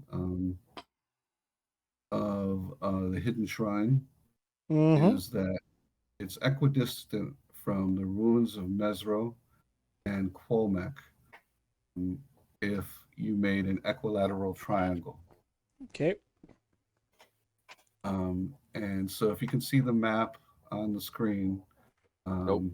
Nope. Right now it's a big picture. Hold Okay. on. I'm moving them back. One down. Yeah. Go put them on shoulder. All right. Well, you don't have a chart map. Well, no, I have the map of Faerun. Yeah. And Chult is basically in the lower left-hand corner, right above the Dungeons and Dragons logo. Right. So you see at the northern side of the island will be the Quolmec and the ruins of Mesro. Do you see that? Yep. Okay. So if you made a southern point under the word Chult somewhere that was equidistant between those two locations, that's where it's supposed to be. Though it won't be necessarily obvious because it's expected to be all fucking jungle over there. So It's basically, not really an equilateral triangle, but yeah. What is this, geometry class? What? What is this, geometry class? Mr. Shaw. You remember Mr. Shaw, Ramon? No. Oh, I had walls for geometry. Oh, okay. I thought you knew Mr. Shaw. No. All right. Well, he fucker gave me a C in geometry, even though I really deserved it. Oh. How did you have dinner about it? Yeah. Her name was Miss Walls, and I called her Sugar. To her face? Okay, now it's like the German cross. What's going on here? So what testing out there? Graphing? I'm just goofing around. Are you about to invade Poland? Hey,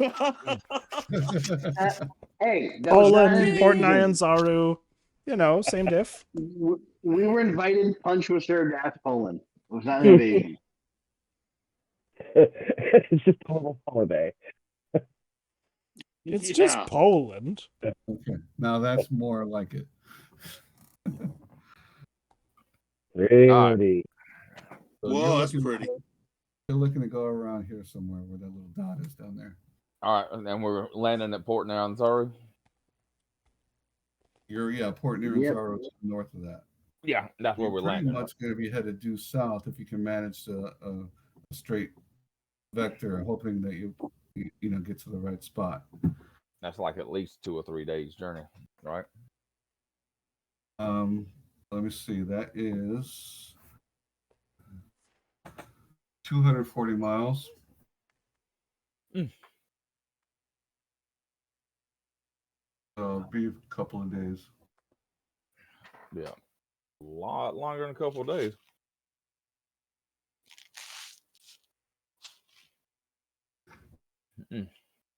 Fortunately, you have a ranger and a druid with you, and who should know their way around the forest. And Vykon, the wanderer, is not bad either.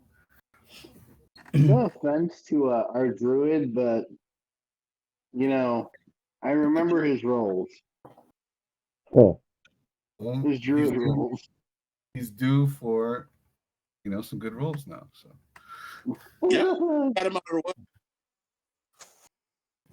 Plus, we got Kriya, and I'm looking for another stripling. All right, Ryan. Yes.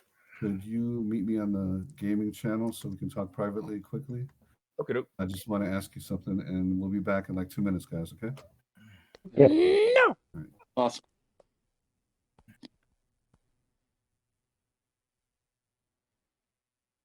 So, Ethan, how's everything going in Chicago? Good. It's cold. Yeah, we have that here too. Where are you? San Antonio. Oh, okay. It's cold down there? Yeah, it's 40 now. Wow. The high today was like 49 though. For Oh, us, wow. this is crippling cold. I mean, in this, I held a class outside one day, and at 78 degrees, my kids are like, "Can we go back inside? It's freezing." And I looked at them like they were crazy, but they were legit cold. So, I remember when I was at Michigan as a freshman, one of the and I don't know where in relation to San Antonio it was, but one of the people on my hall was from like South Texas, and it was like the first like 50-degree day. It's like he comes in this giant parka, and he's like, Yep. I don't know how you guys do this, and the rest of us like me from Chicago, others from like Connecticut, we just looked at him and we're like, oh, you are totally screwed. yeah. Were you in Lower Peninsula or Upper? I mean, it kind of doesn't matter because they're both freaking cold as hell. But right. like, Well, there was Ann Arbor. oh, okay. Yeah. So listen to this one. When we had snowvid, the city literally shut down, and I didn't leave my house. I think for 4 or 5 days because the roads are just so icy. And a pipe burst on where I work, and someone had to drive in a 2x4 pickup on these ice-covered roads to deal with it. And No. Yeah, it was so bad. I don't know how much of a bonus they gave her for that. But if she hadn't come in, it would have cost there was no one to fix it. Doesn't matter if the insurance covers the damage. There's just no one to fix it because everyone's so busy. Right. Well, it's a couple things. Like one, I realized that Texas is giant, and I realized like I don't know anything about that state. Like I was like San Antonio, I thought it'd be like 75, 80. I thought it'd be like 90 degrees there. Nope. No. Like a lot of that's my ignorance. Well, so here's the funny thing: when that snowstorm, the storm hit Texas, the only city that really was prepared for it was El Paso, which is you would expect them to ever get cold weather, but they had everything winterized and they were all set. Oh, really? Well, that's Really? and that's all. Thanks for waiting, guys. Oh, no worries.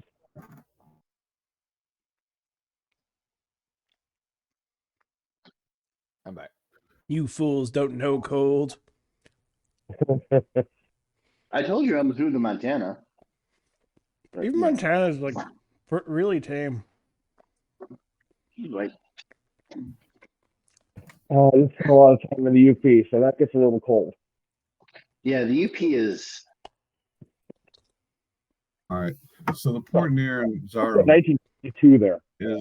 is not a very like well-developed place.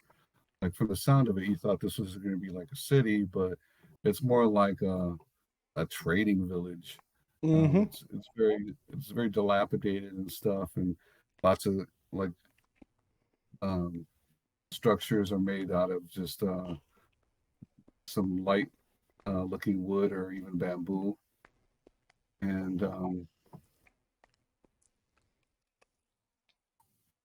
there are wagons that look like they're waiting along the beach, and some makeshift docks that are set up, but they're very rickety. Um, Looks like it's not a highly professional operation, to say the least. When you guys do roll up on the beach, and then the sailor starts taking the boat back to the main ship. So as you're walking up on the sand towards the small settlement of Port near Zaru, what would you like to do, if anything specific? I'm gonna find the harbor master and ask for a detailed instructionized map to the shrine of Shama Lama Ding Dong. It's like shrine of Shamalama Ding Dong. I've never heard of it. I wouldn't expect you to. Where I are believe you? it's also called the Shamu of Tamaochan. I Shama- believe my friend is mispronouncing it. You have to understand, he's gone through a horrible change in his life. He has sex with vampires. Woo! The shrine of He what? Tamaochan. I spell it out for him. I can't Okay. pronounce either. Sorry, mate. Can't say I've heard of Somebody that. put that in chat. It's Can we put that in chat so I can see it? Yeah, I'll do that. Thank you. I just want to know what it actually is. Tamaochan. Ah, there we go. Exactly what I said. Shamalama Ding Dong's fine Oh. by me. mm-hmm. Oh my God, that cat's blowing up. Oh, you saw that. What the fuck? That smells gunpowder. Oh, That's just the gunpowder. okay. Oh, you saw that now? Yeah. Kitty powder. And then the sailor's dancing. That's funny. All right, so yeah, mate. I don't know any Tomoak and Llama Ding Dong. Is that over by Fort Valurian? Don't That would believe be so. north of here. No, I've heard reports that it is south. Oh, well, then head south, then, mate. What can I tell you? Ugh. Only all you're gonna find there is jungle. And, Well, like, that's kind of the point. creatures. It's hidden in the jungle.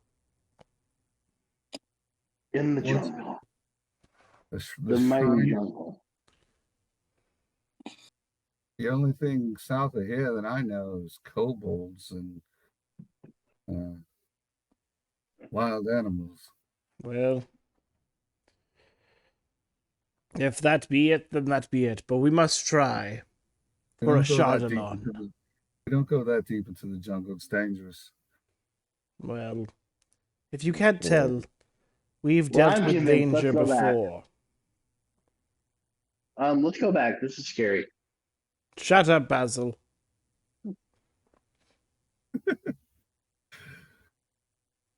You know, your words are hurtful. Yes, But my words may be hurtful, but a sword hurts more. So, when you arrived, it was shortly after sunrise. So you do have the good fortune of daylight ahead of you before you find yourself waiting, basically having to wait before you can travel. Um, are you going to try to go on foot or any other means? Well, I'm going to try to speak with the local plants. There we go. I can cast that for my staff. See if I can, glean some information from the local fauna. Oh, sorry, flora. Sure. Along the coast, in the main area just up the beach, you're just going to find grasses and palm trees and the like. Um, did you want to go further into like the more dense part of the jungle before you do that, or just right there on the beach? I want to go a little further in. Okay. Well then, Vykon joins you. Is everybody else also following? Theranos, what are you doing? I'm He's speaking with the speaking. local flora. Yeah, he thinks trying to that they gain like some- him. All right, it's ready, Matt. Okay, thank you. Let's see, I think. Everybody follow Theranos? Yes. Okay. Yeah. Before And we I'm going to jump be in, on the lookout for any local animals.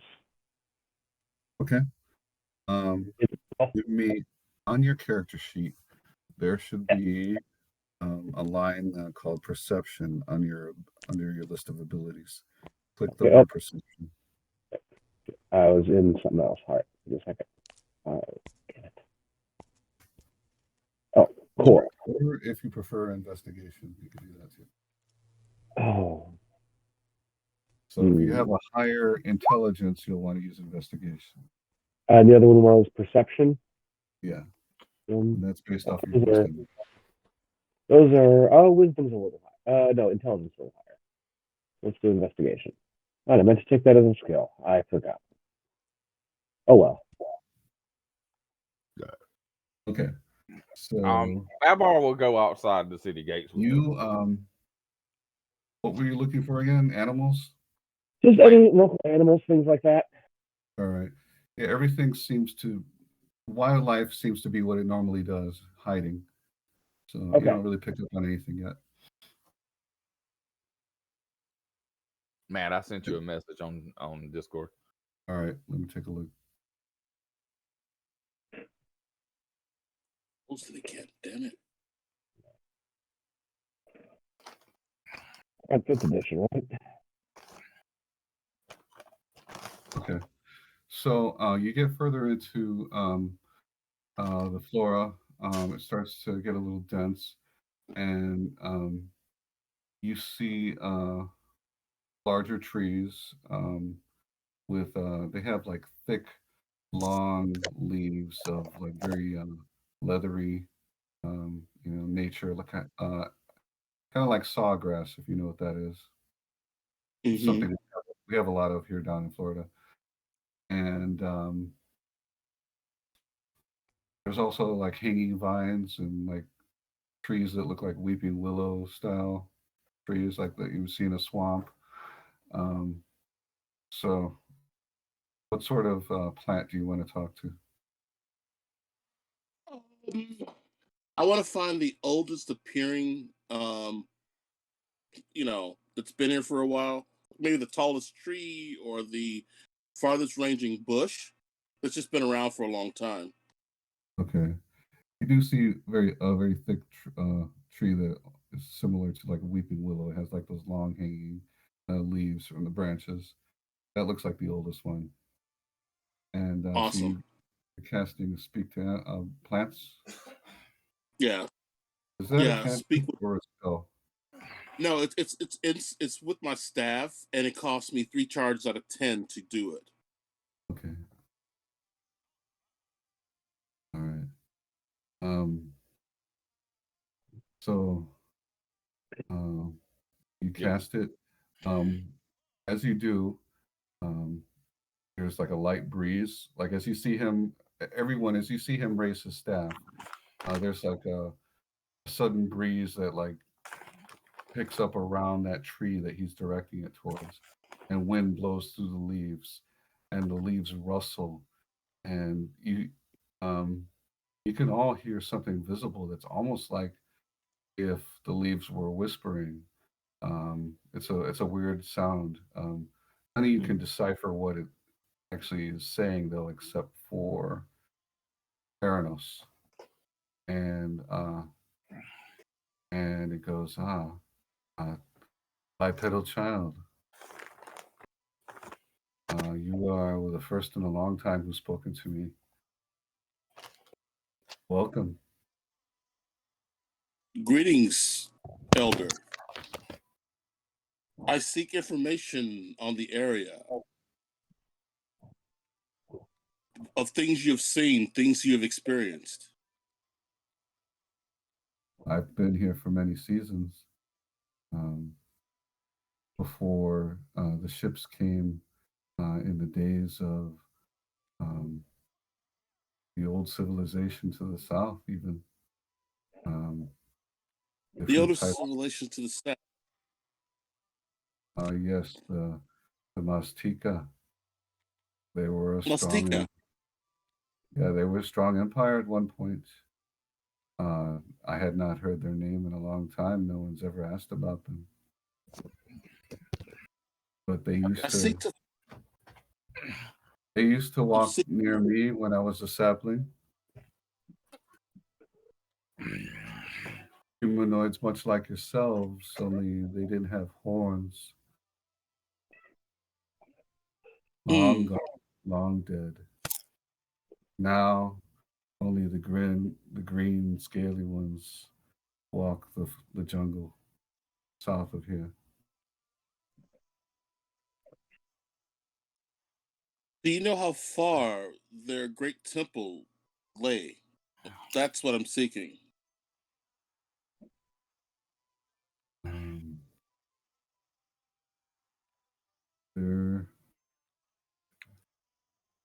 Let me do a roll. Okay.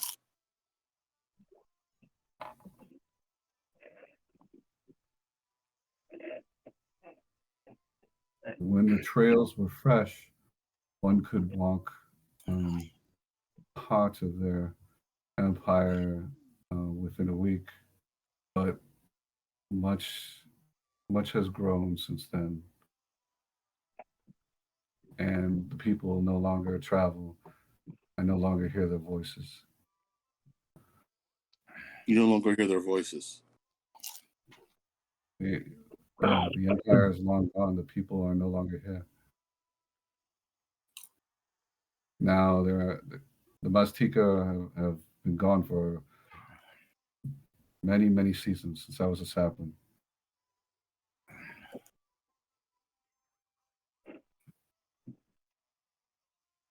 The temple is where I'm seeking. You understand the roads have been overgrown in the past time, in the past seasons. Is it still possible to reach this temple? As far as what you've seen, is it possible to pass? I'm sure it is. The stories that I've heard was that it was a place of stone, and stone lasts many years.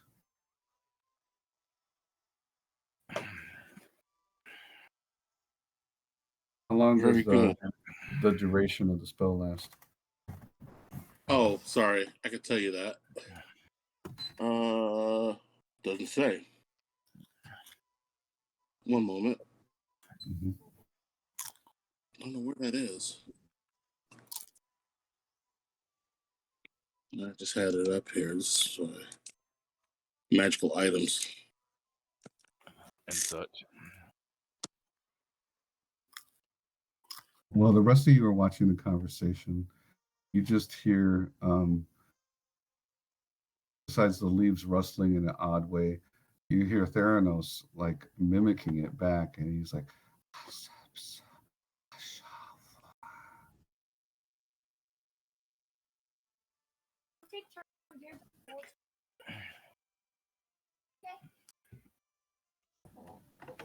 I'm going to click the little info thing so I can see it. Well, I don't have it. It's in my staff, and I don't know how to put that into my items. So What's the spell? What's the spell? Speak with plants. I got you. Yeah, I'm sorry. I don't know how to do that.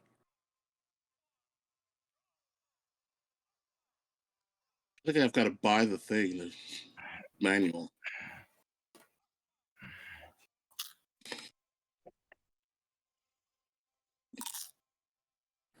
Duration is 10 minutes. Okay. Hold on. You're about halfway through the duration. You imbue the plants within 30 feet of you with limited sentience and animation. Give them. I don't want to have to read it all. I'm going to put it into. That's good. Yeah. I just needed the time there. All right. So you've used about half that time. Anything else you want to talk about?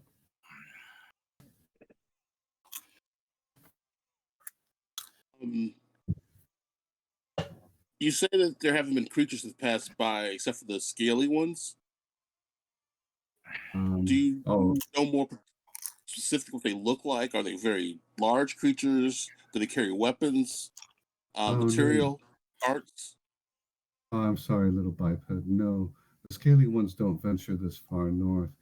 Only rarely if like something escapes one of their hunting parties.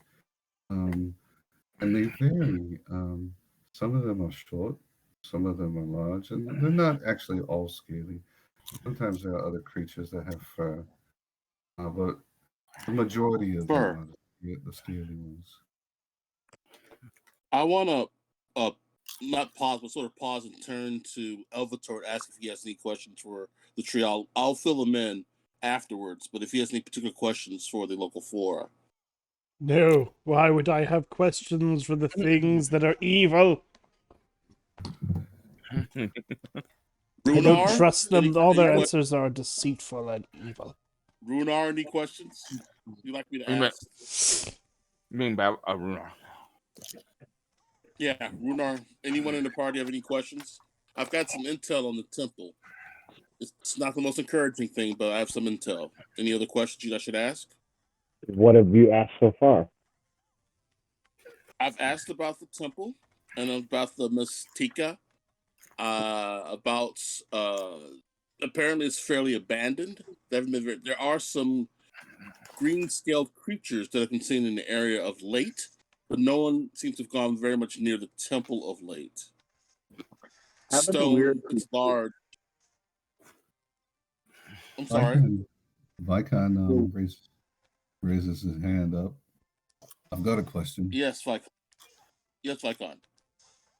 Are there any plant creatures that don't like people walking through and would like try to hurt us? Good question. I relay that information to old tree boy here. Okay.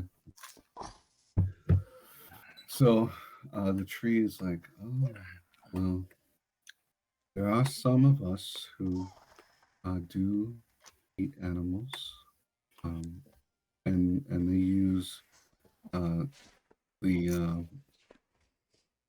liquid that flows through their veins to make them immobile sometimes.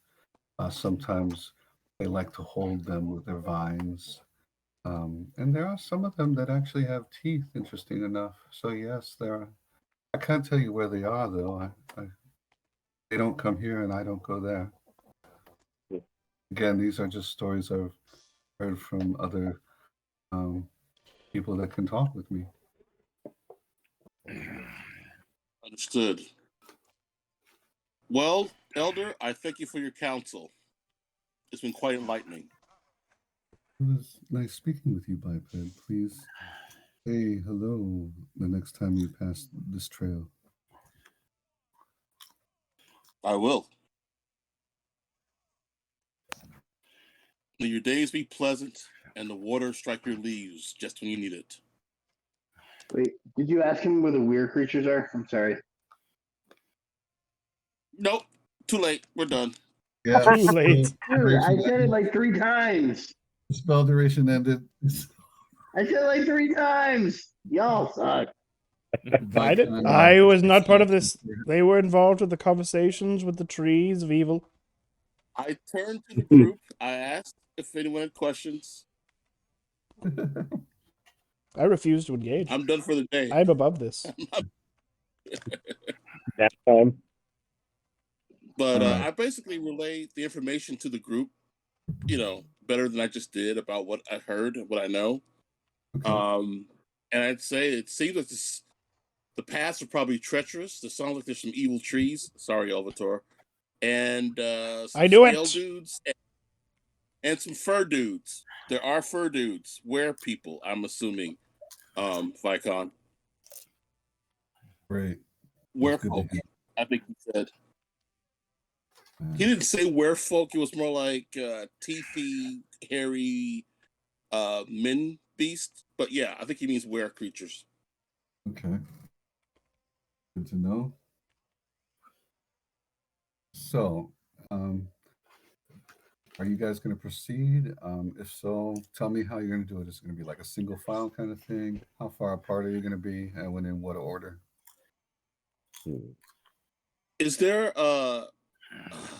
some kind of draw cart we can get? I know we're outside of the place now. The terrain, Something to carry our stuff. The terrain the probably terrain would be unsuitable. There's no actual way to get through a dense jungle with a cart. Okay, so we're humping it on foot. I'm assuming the ranger would be up front, like scouting the way. Yep. Probably that's the idea. I'll join you. The kitty has a new name too. Uh-huh. So it's going to be Makuto. Gonna be what? Makuto. Okay. Makuto. Go in Put the it- chat. Oh, okay. Yeah. Type as yourself. And because we had to spend some time And on I'll intro bring her up. stuff, I was thinking of taking this game until 1 o'clock. Is that okay with everybody? That should be good. Yeah. Yeah. Another hour. I'm talking I'm good. Eastern. Oh, That's Eastern time, so midnight for you guys. Yeah, I'm down. Okay. All right. All right. So, looking for Kitty's name. Is it on the chat yet? I think I got it in the right spot. General discussion. Oh, you put it in. Okay, hold on. And I also changed her sheet. Well, not the. Okay, I see it. Makuto the mountain lion. Yeah. Okay. I thought it was a cheetah. Who? No, you kept saying cheetah, and I was like, no, more mountain lion. Oh, okay. Makuto the cheetah. It was cheetah the mountain lion. But now it's really Makuto. Sorry. And I'll be sending her up, kind of in front through the trees, in bits to look and warn as best as possible. Okay. All right then. Let's take a 10-minute break. You guys get a drink, get a smoke, Awesome. whatever you need to do. Drop a load. I gotta take a wee. Can I take a wee? And then we'll meet back in 10 minutes. All right. Right. Beautiful. Good. Okay, now we're getting somewhere. What happened to my? How come I can't call that spell up? I must have to. I don't have the book. Is what it is, I guess. Yeah, it could be. What does that cost to get that stuff? To get the guide? Oh, It's like $30. It's like it depends. $20. Yeah, there's a few different things. Like, if you wanted, like, if I was gonna be running homebrew games only, I probably would have bought the giant monster collection. Right. Because, like, for me, I only have access to the monsters which are included in the modules which I've bought. So, like, I have, like, one in every 15 or 20 monsters that show up in my compendium. Mostly just really common stuff. And then, like, really weird stuff that's specific to certain campaigns. Like, one of the regular monsters that I have is Imrith the Dragon from Storm King. Okay.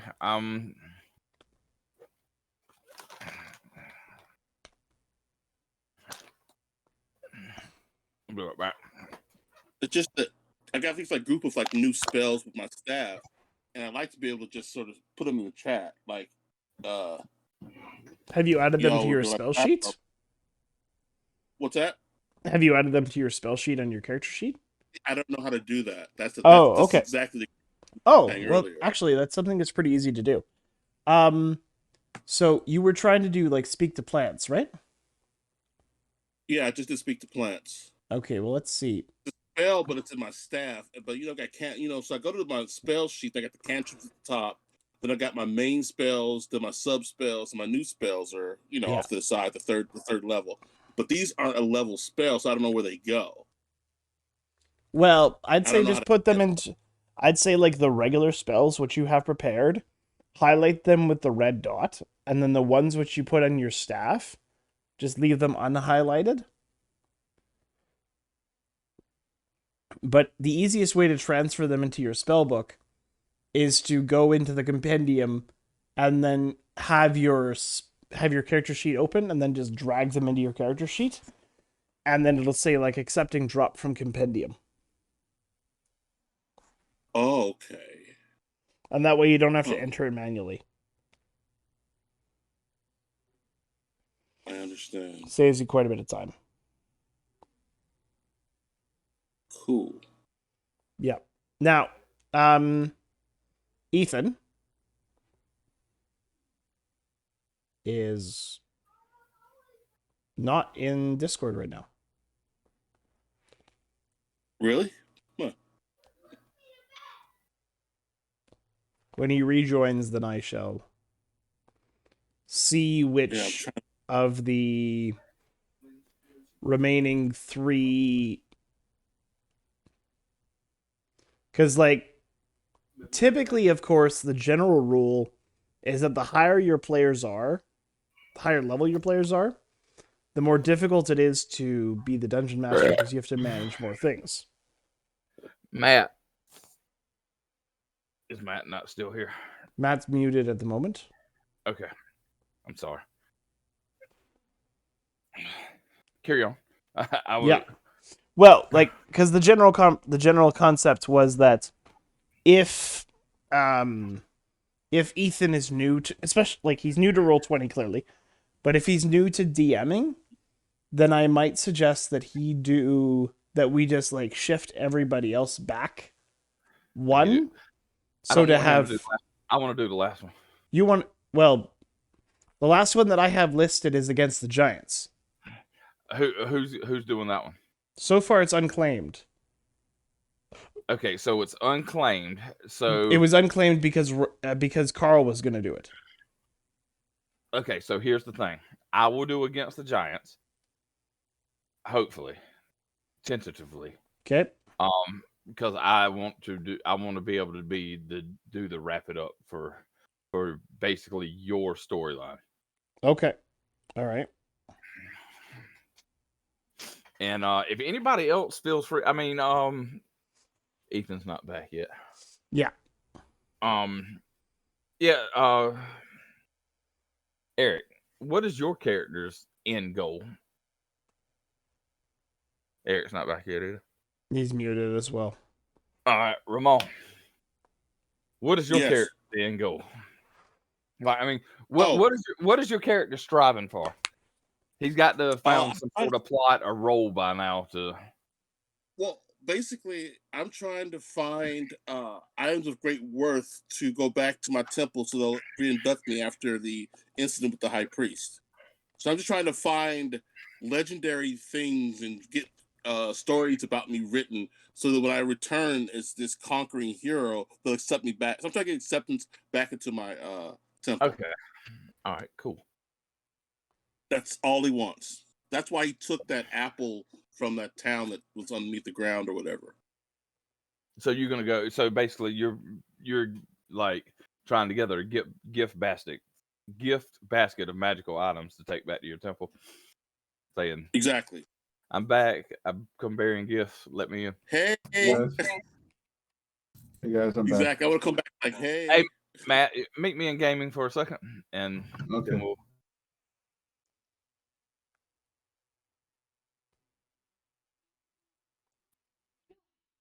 Well, did I freeze?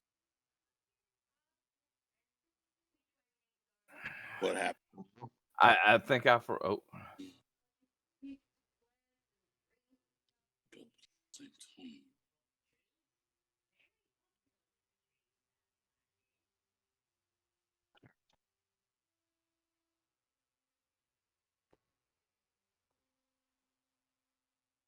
Did we lose Ethan?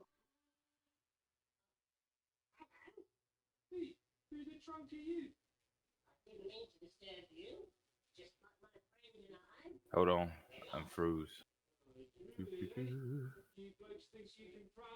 Frozen.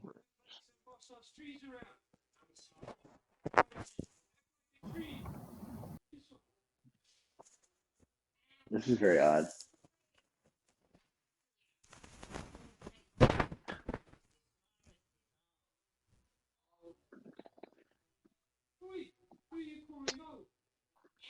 I'm starting to think, hey, Ramon, Yeah. I'm starting to think that stupid alchemy jug I bought is way OP. Like 4 gallons of beer a day, a gallon of honey That's a day. That's insane. I just like 8 gallon. I got it really because I wanted something with water. It's the first. You remember I tried to buy the decanter of endless water and there was like it just didn't work. I didn't get it. I've never really played with this thing before. Like it's ridiculous. Well, the I thing have about it is it's kind of game breaking because you don't really need to adventure. You could just make honey and be a honey sales dude, and you know what I mean. It's so much stuff. It's more than any of us could Dude, do. 10 gallons of honey a day. dude, think of it this way. That's insane. If I had 4 of these and I made 16 gallons of beer a day, I could have like the lowest cost tavern in history. It's just ludicrous. I got it really. So right now, like in the bag of holding, I've got 4 gallons of oil and a gallon, and I've got a gallon of water on me. So I've got 4 1 gallon oil skins or water skins filled with oil. I've got a bunch of glass bottles filled with acid. It's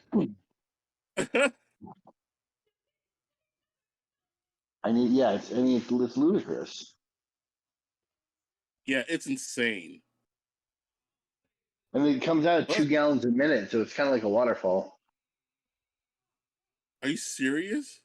Yeah, because one of the things is salt water. You get 12 gallons of that, or a gallon of wine.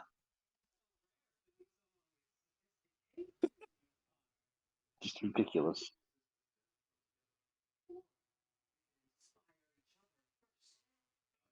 And it's only uncommon, so it's not even that expensive. Yeah. I don't know. That just seems way overpowered. I'm just trying to get around having a magical item that has spells in it, and to be able to cast those spells. It's just, Yeah, there's a couple really good ones. I haven't really looked at this stuff. Because I knew kind of what I wanted, and when I didn't get it, I didn't have any backup items last time. But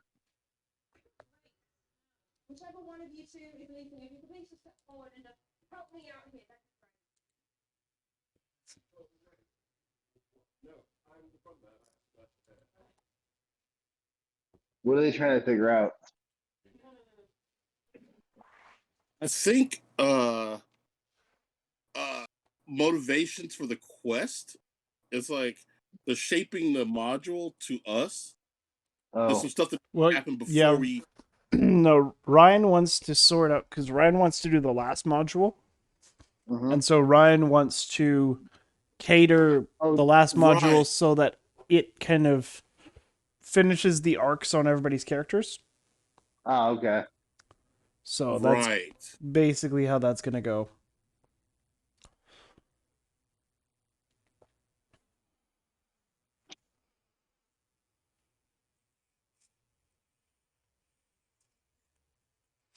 Yeah, but of course, this is not going to be. We're not going to be going Wait, through that until potentially. I would guess we'll be finished the Yawning Portal stuff by May. Yeah, probably. Oh, it works. I can just put the spell into there. I know how to do it manually now. Yeah, that's the nice thing about the compendium. Oh, I didn't know anything about the companion. Now I can do. I got to do this for all my spells. Mm-hmm.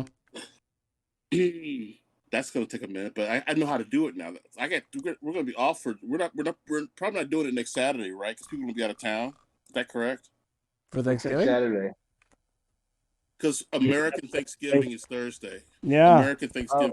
We can Bunch of check. I don't know freaks. if anyone. I mean, I don't know if anyone's gonna be out of I'm town. okay. I mean, we have to round up some Canadians that are down here, Mm. but that doesn't take that long.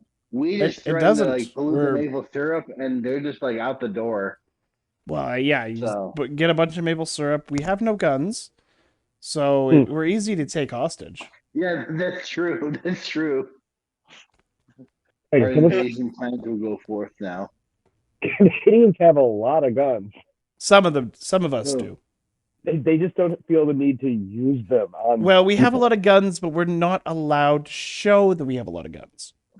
Correct. They just have that new law to the effect about the handguns up there. Yes. We are no longer allowed to purchase them. Good. Yeah, it's a lot of. My understanding, it's a lot of hunting rifles and things like that. Meanwhile, I was holding an RPG about a month ago, so Yep. Okay. Yeah. I heard you guys mentioning something about how we take turns running the game. Well, yes. Yes. Well, because that was the idea was, the initial idea was that Kara would run the last session, but the last segment now is Ryan wants to run it because Ryan wants to finish the arcs on everybody's stories. Okay. Yeah, I was going to say I didn't really want to burden Ethan with that because we didn't say anything about that to him when we invited him. And I get that. And plus he's new to Roll20 and everything. Yes. Best way to learn is to jump in. Yep. Yeah. To jump in with both feet without looking. Yep. That is literally how I learned. The first session, I tell this to a lot of people. The first session I ran, I did not use a map on Roll20. Mm-hmm. I used Roll20 for rolling, but I may have screenshotted images of various sections of a map and then sent it to people over Facebook Messenger. My first one, I didn't use maps. I used just like the drawing tool and made squares, kind of like the Vampire Room was. Mm-hmm. Yep. Cool. Well, that still works if it's descriptive enough. That still works because at the end of the day, it's just we're here, they're there. Go attack, come back. Yeah. Exactly. That works. So, and then as I went along, then of course you get more experience and you get. And now I can manage fights that have 45 different creatures. No, that was. It's a pain in the butt. Storm King does that to you sometimes. Let's talk about some of our characters' companions. I have no companions. Alanis is enough for me. Theranos, we got Kira, the tree. Kriya. As you got to the jungle, she likes the feel of the earth and everything, but she finds that she's not as able to move as well as you do. All the parties, she can only move at a rate of 10, while you all move at a rate of 30. So while that would give you like an advantage on stealth, it would slow you down. Does the party still want to travel at that rate so the tree can keep up? I don't think we just ride the tree. She's not I that big. like She's not that big.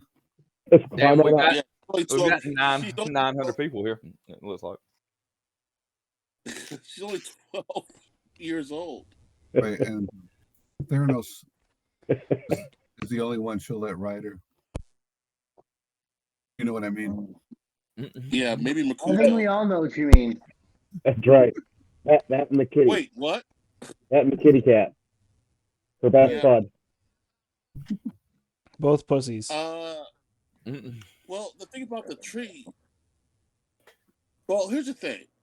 I'm fine with Kriya sort of like bringing up the rear. When we rest, I'll go back to meet her and like talk.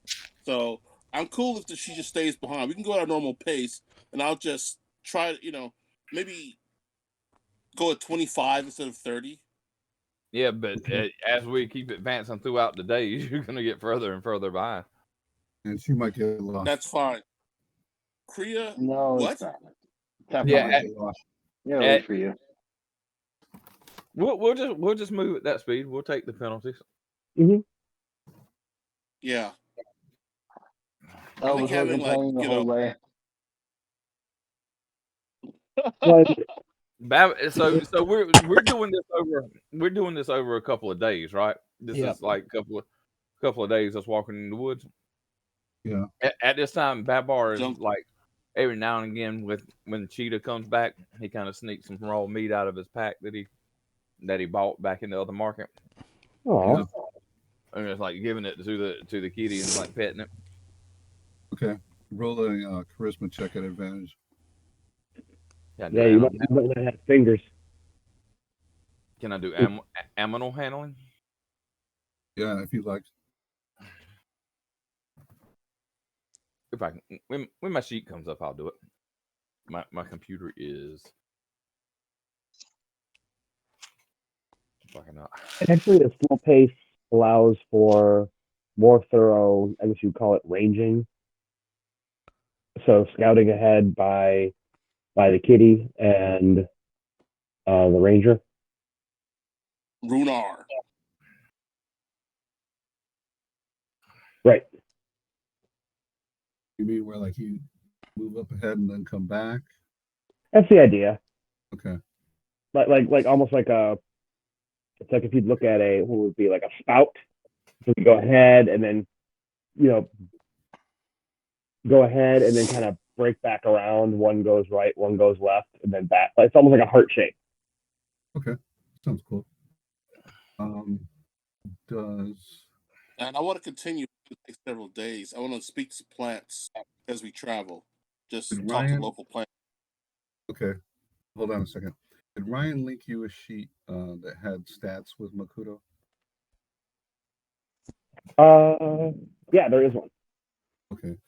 Can you tell me what the bonus for perception is on it? Let's see. Hold on. Let's get that up. She's real good at it.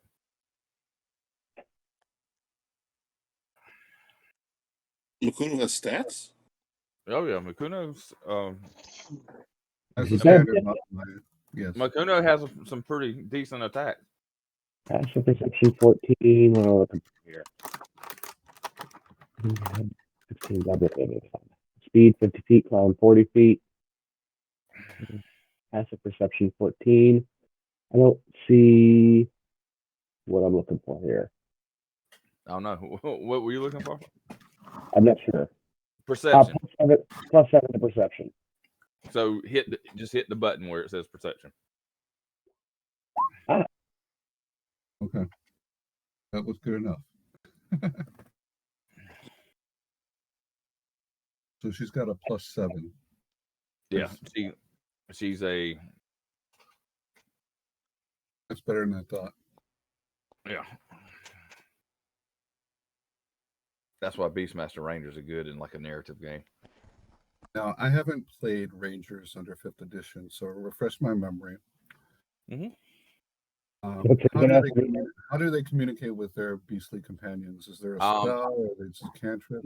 No, it's actually. Is it like a familiar? It's just the animal that follows him around. But if it dies, then you have to get a new one. I mean, it's supposed to be sacred to him. Right. So it kind of knows what you want it to do, but you don't really communicate with it. No, it's got to be during combat. It's a bonus action to issue a verbal command to the creature, so it eats up your bonus action in combat. Okay, mechanic wise. Yeah, mechanic wise. But just like role playing wise, you talk to the animal. I mean, what's going on here? Oh, it's kind of like a dog. It's kind of like a well trained dog. But maybe even a little bit more so. Yeah. So have you ever seen those dogs that you can get to protect you and stuff? Or just like, I mean, picture it like a mix between that and a bird dog. It can go out in the field and sniff out dangers, and then. Well, I'm going to say that Makuto is smart enough where she would have. It's used to your scouting routine, like that that you do when you're out in the wild. So it understands what you want to do. Right, but it's not like they can read each other's mind. Is Makuto male or female, by the way? Female. Okay. And like if she runs into something, she couldn't warn the ranger, but she could like make a noise, but it's not like it's not telepathically linked. Okay. Right. Could but would know the the general scouting patterns to be able to run back to. It doesn't provide a mental warning, but could possibly make a noise, like a roar or whatever mountain lions do, cougars do, or run to kind of back towards where she would kind of vaguely know where I was. Okay.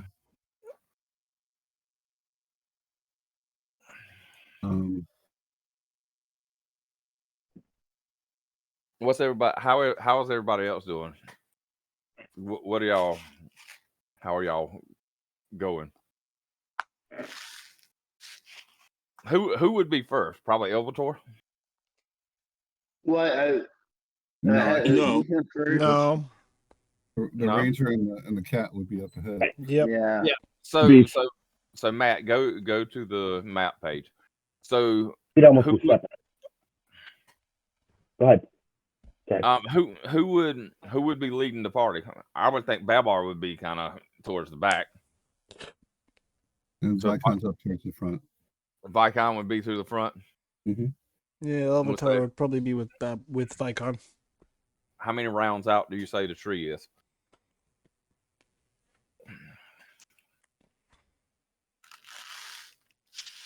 You asking me? Yeah. All right, the tree's not going to be involved in anything that they might run into. Okay. All right. So the tree's going to be a non-combatant this round. Yeah. Maybe if things go bad, the tree could sneak up at the end, carry one of us to the river. Okay, so does that marching order look right? Yeah. All right. Now only, the two up in front, bring them closer to the center. Two up in front, bring them close to the center. Northeast or northwest? I'm talking about the ranger and the cat. Bring them up more? No, just towards the middle line. Well, they said they were scouting the edges whenever. Oh, did they? Okay. Yeah. So I'm saying up here and then just roll to see who sees what. No, not on that side. Go back down on the south side of that. Is there much to see in here? No. Put them both down one square in their respective positions. All right. Right, because if the main party would be in the center, you'd have one ahead to the right and one ahead to the left. Yeah, that's Okay. So what would that Right. be? It's like an umlaut. yeah. But I would say give them 2 rolls to see if they see Right. if they. Yeah, I'm can- getting there. Okay. Okay, before you pull up the map, I want them. Yeah. Give me a perception roll from Makuto, and give me a survival roll from yourself. Okay. Yep. Perception for Makuto. Man, it's gonna get easier, right? Like finding stuff. Yeah. Just Okay. ooh, That's damn. amazing. All right. Oh, should you okay? Give me a survival roll on yourself. And then survival for me, and I do have a bonus. So I just hit the skill, right? Yep. Mm-hmm. Yeah. Vykon's also going to get that roll.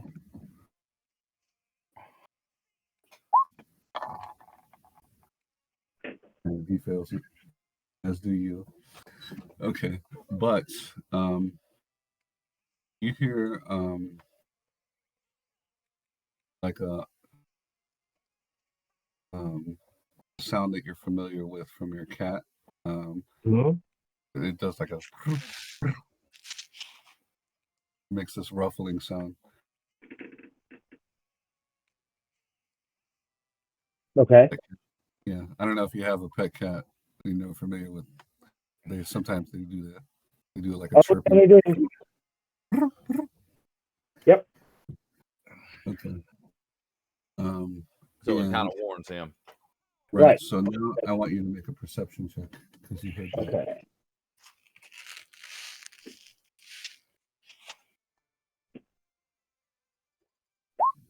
Okay. All right, that's succeeded. And also a stealth check from yourself because you're sneaking. Yeah. Okay. You have heavy armor on? Really?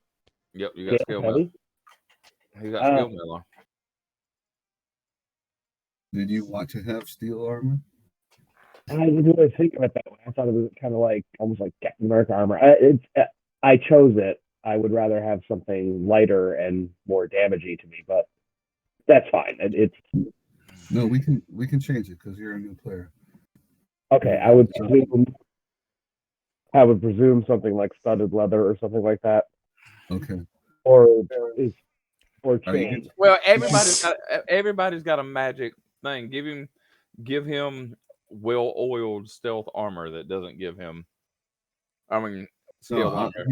I'm going to give him elven chain. Oh, okay, yeah, the same stats as heavy armor as scale mail, but with the dex bonus and stuff. Right. And I'm actually less concerned about like the protective value of it as I am would fit the particular character. Yeah. I think something like elven would work. And I was actually thinking more like chain rather than it's not meant to be heavy armor. But I figure if it's a ranger, elven chain's probably like the heaviest thing you would wear. Right. And I forgot, like on the list of armors where scale fit. Like I thought that was between leather and chain. It's actually on the other side, closer to plate. This character wouldn't wear that. Mm-hmm. Okay. So you succeeded on the stealth check, and so let's move everyone to the map. Do you want to expose any of the extra creatures from those checks? Okay. No. Sorry. Bad things are about to happen. Whoa, where are we? We're in the jungle, my friend. Welcome to the jungle. Welcome to the jungle. This does not sound like fun and games. All right. At one point, you did come across We all gonna die. Like right in the immediate area. It will be for shame. There's a bit of a trail. It looks like it's mostly a game trail. because you don't see any humanoid footprints on it, but it's leading towards a small creek, which you figure animals go to get some water. And there looks like up ahead, Ruehnar, you do see a scaly green humanoid. Give me a history check or nature.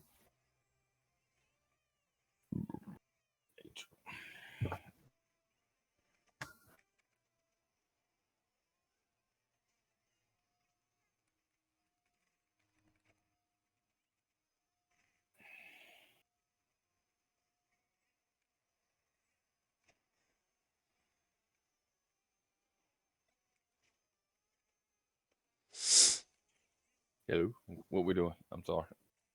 I asked Ethan to give me a history Oh, or a I'm nature. sorry. Sorry about that. I didn't know you meant me. What am I doing? A history. Whichever is higher, history or nature. Nature has bonuses. Oh, perfect 20. It's an obvious lizard man who is on the path, and it looks like he was collecting some water at the creek, and he was just leaving, and then that's when you heard the ruffle from Makuto, and you see him. He hasn't noticed you though. Okay. And any chance to figure out if it's just one? And Vykon has not noticed him. The rest of the party hasn't seen him yet. That's the only one you see yet. Gotcha. It looks like he's gonna like turn and go behind the bushes, and you'll lose contact vision with him in a moment. We're gonna. So he is going away from the river because it looks like he had just gotten water. It's a little creek, really, not a river. The creek, not water, going back. So we are going to hold and slowly go back to the group, Okay. or at least however the cat works. Well, you would whistle to him when you want him to attack. There we go. If he doesn't hear that, he's going to know that you're doubling back. Right, or whatever the symbol, like, yeah, right, the signals. Yeah. Whatever chirps, like, right, that was how that would work. Yeah. You do a little bird call or whatever. Right. All right, so I brought them back to the front of the group. Okay. Gotcha. So this would be whoever's in front be as relatively quiet as possible, the warning as to what we saw. Okay. And the lizard man's heading this way. That's what it looked like. Okay. Away from, yeah, I think that was right. Okay. I got an idea. Everybody huddle up. I bring out my staff of the woodlands and I cast Pass Without Trace on all of us. For free. Okay. No components. It's right in the staff now, baby. Okay. So that makes us quiet, right? Mm-hmm. And we don't leave footprints. All right. So everybody, roll. Move your tokens. The number of squares that you move. If your movement's 30, that means you get 6 squares. And then everybody roll a stealth check if you're trying to be sneaky. Well, if we're sneaky, we have to be half speed. Okay. So 3. So then you move 3 squares. Yeah. All right. Well, prior to being like, how far is this guy away? So this guy's okay. So I don't think I can do. Babar has moved his 3. I presume Kitty moves further. Or Matt, I think that's also like I can give signals, but you really control that creature, right? The kitty? No, you can move them as you wish. Okay, and how many squares for her? 3. Okay. Well, whatever her speed is, half. It moved 40, right? She moves. So she can move 20 with being stealthy. Yeah. Before I start sneaking, I'm going to cast a few things. Makuto can move 4 squares. And Babar, when you come back and all this is happening, Babar kind of like puts his knuckles. Anybody who's moving, give me a stealth check. Well, wait a minute. Before we start moving, Yeah. While we're up here gathering, doing our plan or whatever, and everybody's casting spells, Babar goes and hits his knuckles, and he says, "Are we fighting?" Babar needs to know because Babar likes to charge shit. So, are we fighting? Yes. Well, we are assuming they are hostile. Let's see how many we're fighting. They're either Babar is charging in, or he's not going to attack the first round. So, are we fighting or are we not fighting?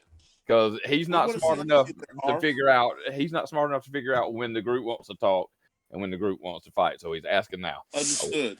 Are we fighting? We're gonna No. We're gonna find out how many there are, and if they're weak, we're taking them down. Okay. So let's find out how many. Okay, so no fighting. No fighting. Gotcha. All right. We'll give you a signal. Okay. I'm gonna ask if they want more information. Would you like me to scout ahead? That's you guys.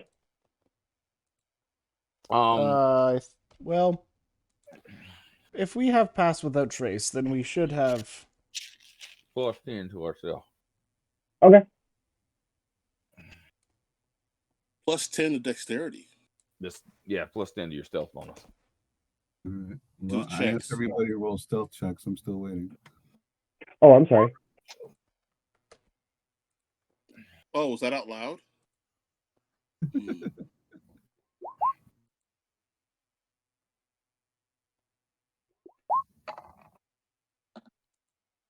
No, I got a 22 with the +10.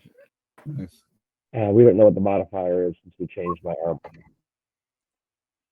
Yeah. Ooh. You got a 26. Everybody gets. Oh no, you actually have. I have disadvantage, so it's regular. So I have a 6. I have a 15. 15, yeah. You have a 15. Everybody gets +10 to your stuff. Okay. So the lowest is a 15 on the team as the movement. Right. So it does not appear that Lizard Man ahead has noticed anyone, and I'm moving him. All right. Okay. So you guys can keep moving if you want. Elvator. I mean, 2, 3. That puts me here. So which way is the Lizard Man? What's he doing? I already moved him. Huh? I moved him already. He was just walking away. Okay.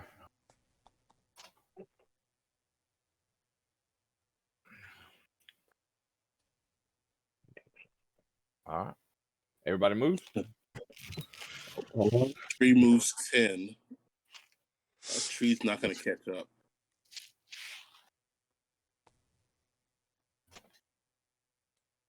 I'll move 1, 2, 3 more. Yeah. Now, from this distance, like, we can tell this creature's basic appearance. Oh, I told you what it was. Yeah, Babar and Elvator can see him good enough. Okay. Nobody else really can. All right. Now, could we roll some sort of check to see if we can figure out what kind of creature this is? I told you. And if we know anything? Somebody already told us. He told you it was a lizard man. That's very unspecific. Well, but that's Oh, sorry. No, the ranger mentioned what it was. That it was a lizard man, and I guess would have described it. So the character has knowledge and would have expressed that to everyone.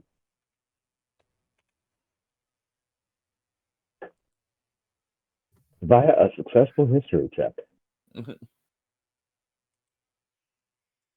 Okay. Well, Okay. All right. Ryan, pop over to gaming for a second. yeah. yes. Okay, well, Elvator was going to do something, but yes.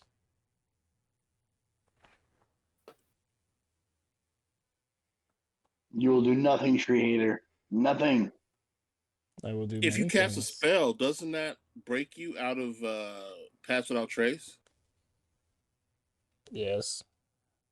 Well, no. You have to cast a spell that targets something. Okay, you're right. That makes sense, actually.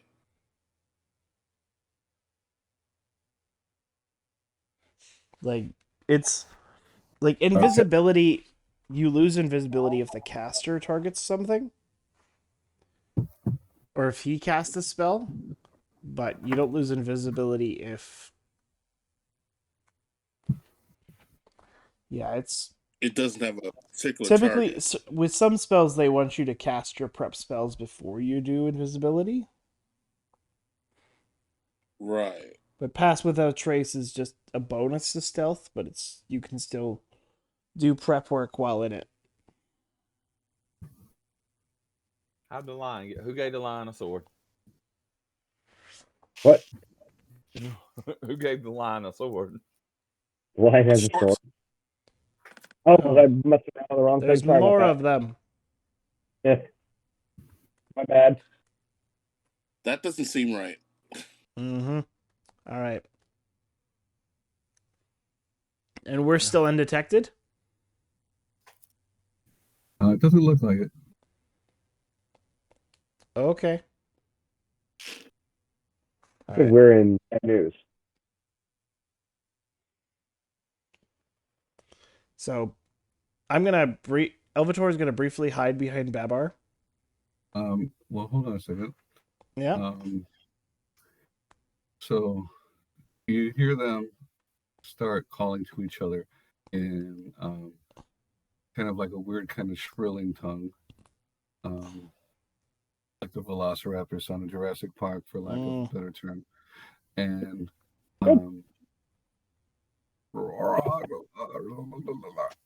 something like that. Okay. Well. And they appear very coordinated, like they were waiting for you. So they might have spotted you before you did the thing, but then towards clanking armor didn't help at the end either. Lovely. So everybody roll initiative. Okay. All right. So click on your icon first, everybody. Yeah. Right. Well, make sure And the your thing is up icon. before you click Oh. initiative.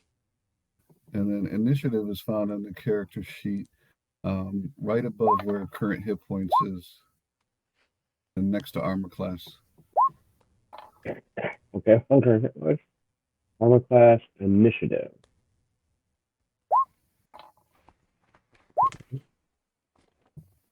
Wow. Just wow. We got 2 Basils on there. Luckily, they got the same thing. Okay. I don't know why there's a giant You wolf do? spider on here. Let me take I that only out. see one Basil. Where's the other Basil at? Hold on a second. I'll turn another one. Elvator. I took it off. I got it off. Oh, weird. We were both at 15, and somehow the monk rolls the shittiest initiative of them all. Who are we missing? Who's missing? I think we're missing the kitty. Ruehnar, Theranos, Babar. We're missing Elvator. What? I totally rolled. Yes, we are. I thought I saw him actually. I was on there. I was 11, but I can roll again. Yeah, 'cause you were ahead of me. Yeah. All right. Whatever. Same bloody thing. Awesome. Rolls are amazing. Uh-huh. Yeah. The cheetah doesn't have to roll. Yeah. Cheetah It, doesn't acts, have to it acts on yours. All right. Oh, that's unfortunate. You call it Ryan. Can you add where a click initiative for one for the lizard men up in front, and then one for the one all the way at the top. Hold on. Okay. You want While we're everything? waiting for that, is everyone having a good time so far? Mm-hmm. Yeah, Good. I'm in it. I can't believe we're on a ship. I've never been on a ship before. Yes. Especially not when it's free. Had you rolled under a 30 percentile, there would have been an encounter on the seas with some kind of sea monster or something, but that didn't happen. I just have a vision of a teacher on the head of the bow, like Rose from Titanic. That would have been good. That would have been good. All right. Oh my god. Well, it makes sense. The lizard folk go first. Damn it. Oh. And All right. they are going to throw some javelins. Let's see. Just a second. I got the character sheet up. How many javelins you want? One.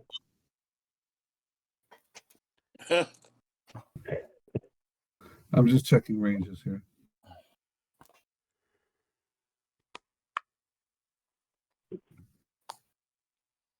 Yeah, nobody's really out of range except for this guy all the way in the back. Yeah, they're all going to be throwing javelins. So how many we got? 8, 9? I think it's We got 9. 1, 2, 3, 4, 5, 6, 7, 8. All right, these first two. One is going to go to Ruehnar.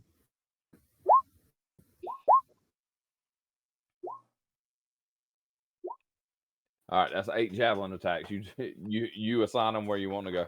It looks like okay. All right, so Ruehnar is getting the first one. 19 probably. What's your AC, Ruehnar? No, I'm sorry, no, 13. The first one 13. Yeah, 13. I think that probably, with your dex bonus, that probably beats it. The second one was going for Theranos. Theranos is a 19 beat your AC. Theranos. Cannot hear Theranos. What's that?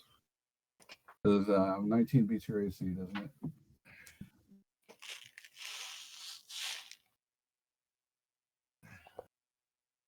Yeah. Okay. 4 damage. Okay. 4 damage. Yep. You take 4.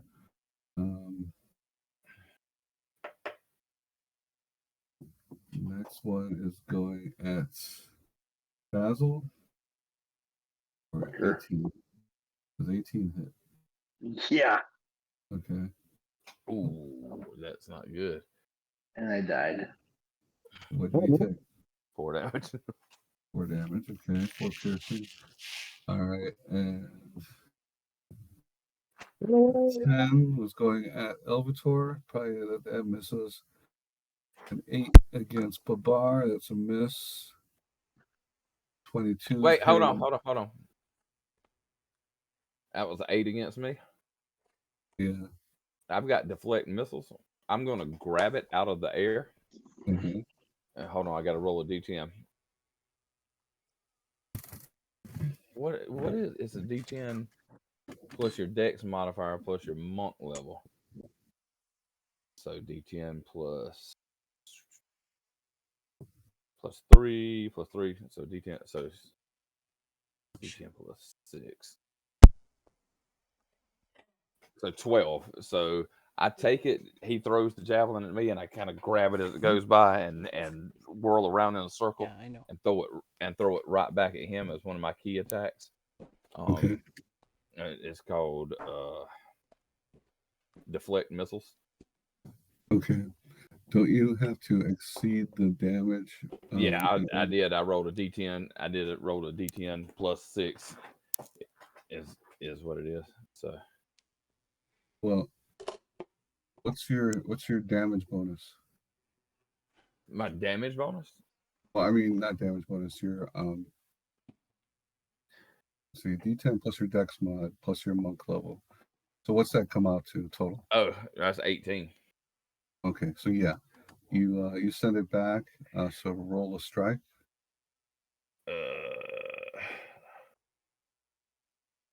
23. Okay, roll damage. 8. Okay, it would be piercing. Yeah, it'd be piercing, but that's just my unarmed strike. So I grabbed it and just did the pirouette and just threw it right back at him, and that took a Okay, key I'm away. trying to click on him to change the damage, and it's not working. Click on something else and then click back on him. No. Oh, that's why. Yeah, you're on the.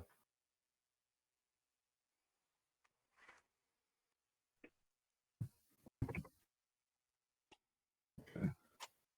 And That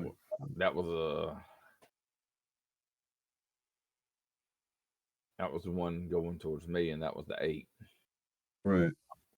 22, that hits you. That hits me. Yeah.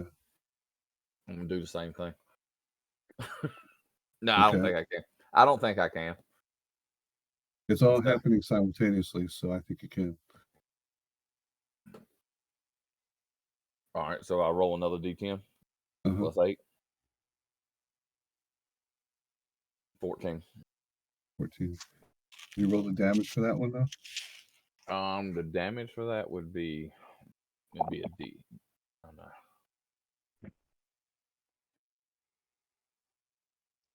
Why didn't it do it? 4. Okay.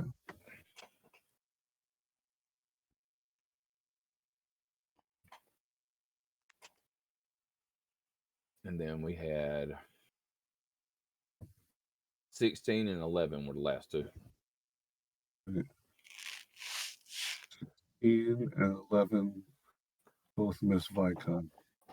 And the cat was not attacked. And, okay. Next one is the guy in the rear. Does he have a ranged attack? I don't see his card. Yeah, he does. Hold on. Can you can't open it up? Hold how do you do that? Shift, hold your shift button down. And double click the icon. Okay. Hold on a second. Oh shit, I just closed everybody out. Fuck.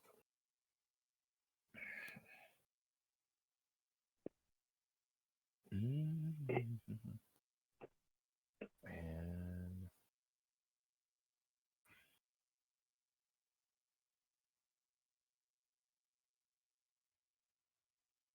that's the shaman.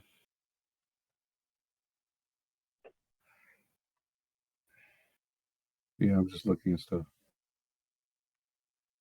He doesn't really have a whole lot of stuff on the shaman.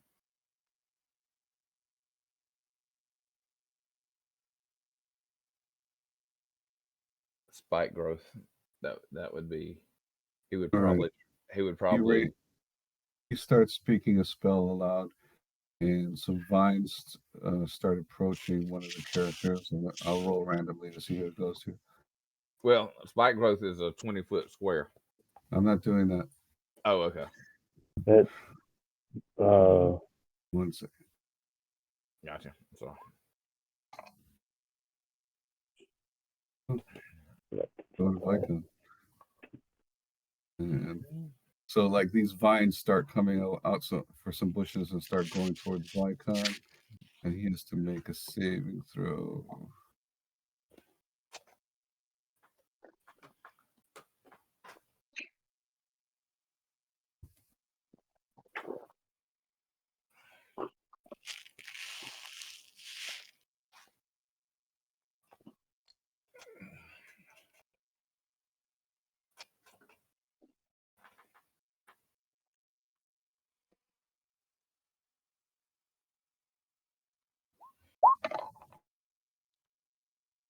No. Vykon gets wrapped up in a bunch of vines, and He's it's entangled. basically wrapped up like a anaconda went around him, and he's pulled down to the ground. Oh Lord! All right, and now it's Vykon's turn. He's going to try to break free of that, and succeeds. And Oh. he That was basically he had the sword in his out in his hand, and so he's basically just like flipped it around and started cutting vines, and now he's getting back up. He's using his action to stand back up, and Cutting himself free from the vines. he can, since he got free from the vines, he can do like half his movement after you get up, right? Well, is making the saving throw is actually it is going to be his action. So if he makes the saving throw, that would be his attack action. But he still has his movement. Yeah, it counts as half his movement. But then getting up from a prone is also half of your movement, right? Well, no. That's why I'm saying getting up from prone is half of his movement, so he can still move. Whatever half his movement is. That's what I thought. Okay, so he's going to go and just stop there. And Basil Rathbone's turn. I'm gonna cast hypnotic pattern. Okay. And where are you should be able to cover these three. All right. Should be able to, I'm gonna put 30-foot, draw a 30-foot cube.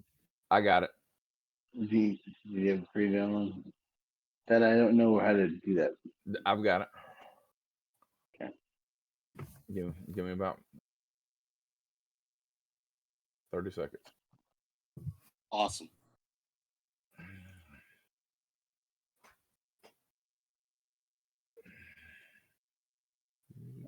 Mm-hmm.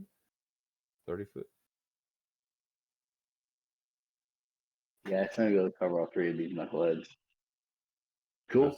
That's a 30-foot cube. Okay. Yeah. All right, they're gonna do their saving throws. Yeah. All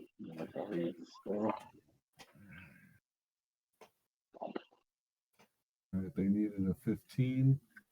So one of them made it. Let me see which one.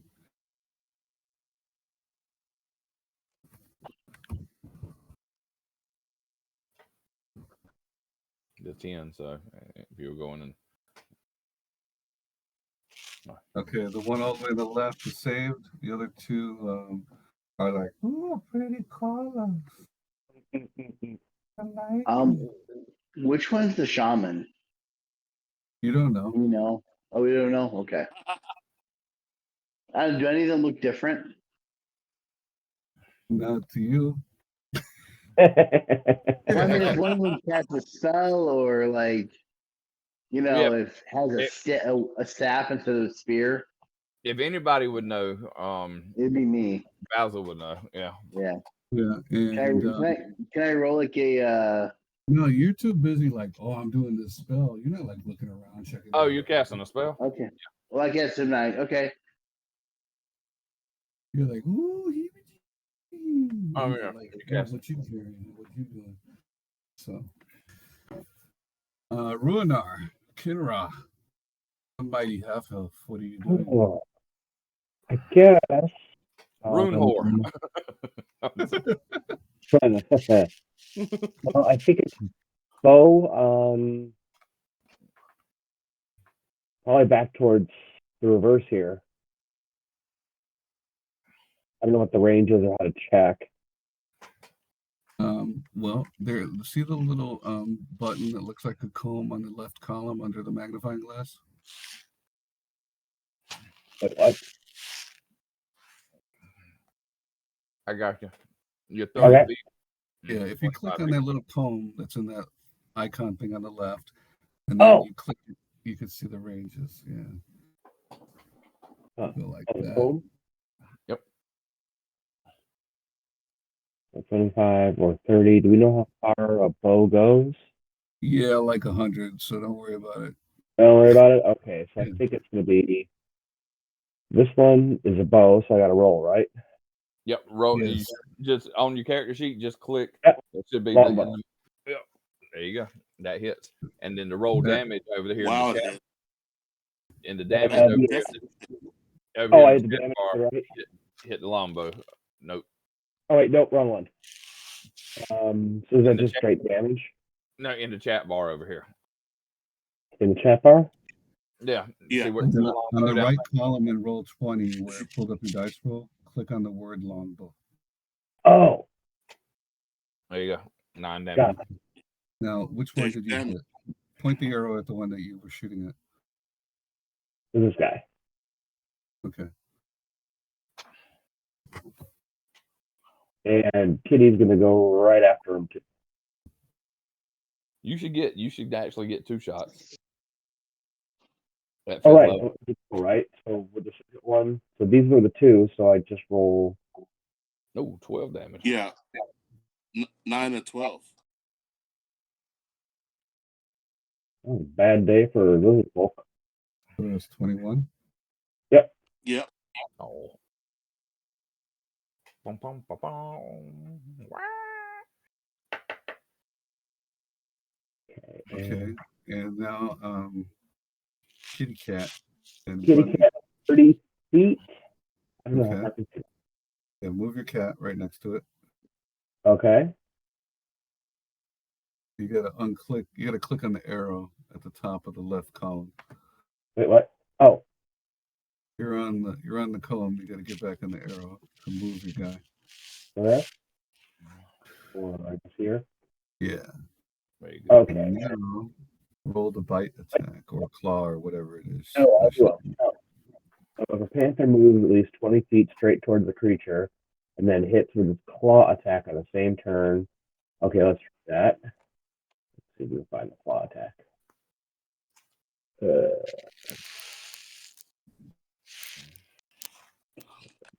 Claw. Wow. All right. You did. All right. Now, okay. Okay, the target must succeed on a DC 6. It doesn't matter. He's dead. Oh, he's done. Yeah. You did. Just random shit. It's dead, Jim. Okay. The 2 arrows in the claw attack did it. Pretty much did. Okay.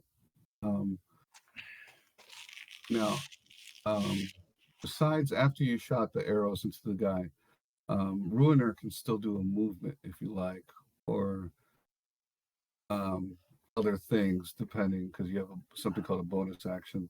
Well, he uses bonus action to move Cheetah. Oh, is that Yeah, how it works? Yeah. Okay. He's got to give a bonus action to give the panther a command I to get you. attack or. Okay. All right. But he still has movement though, right? If Yeah. he wants to move. He's still in movement.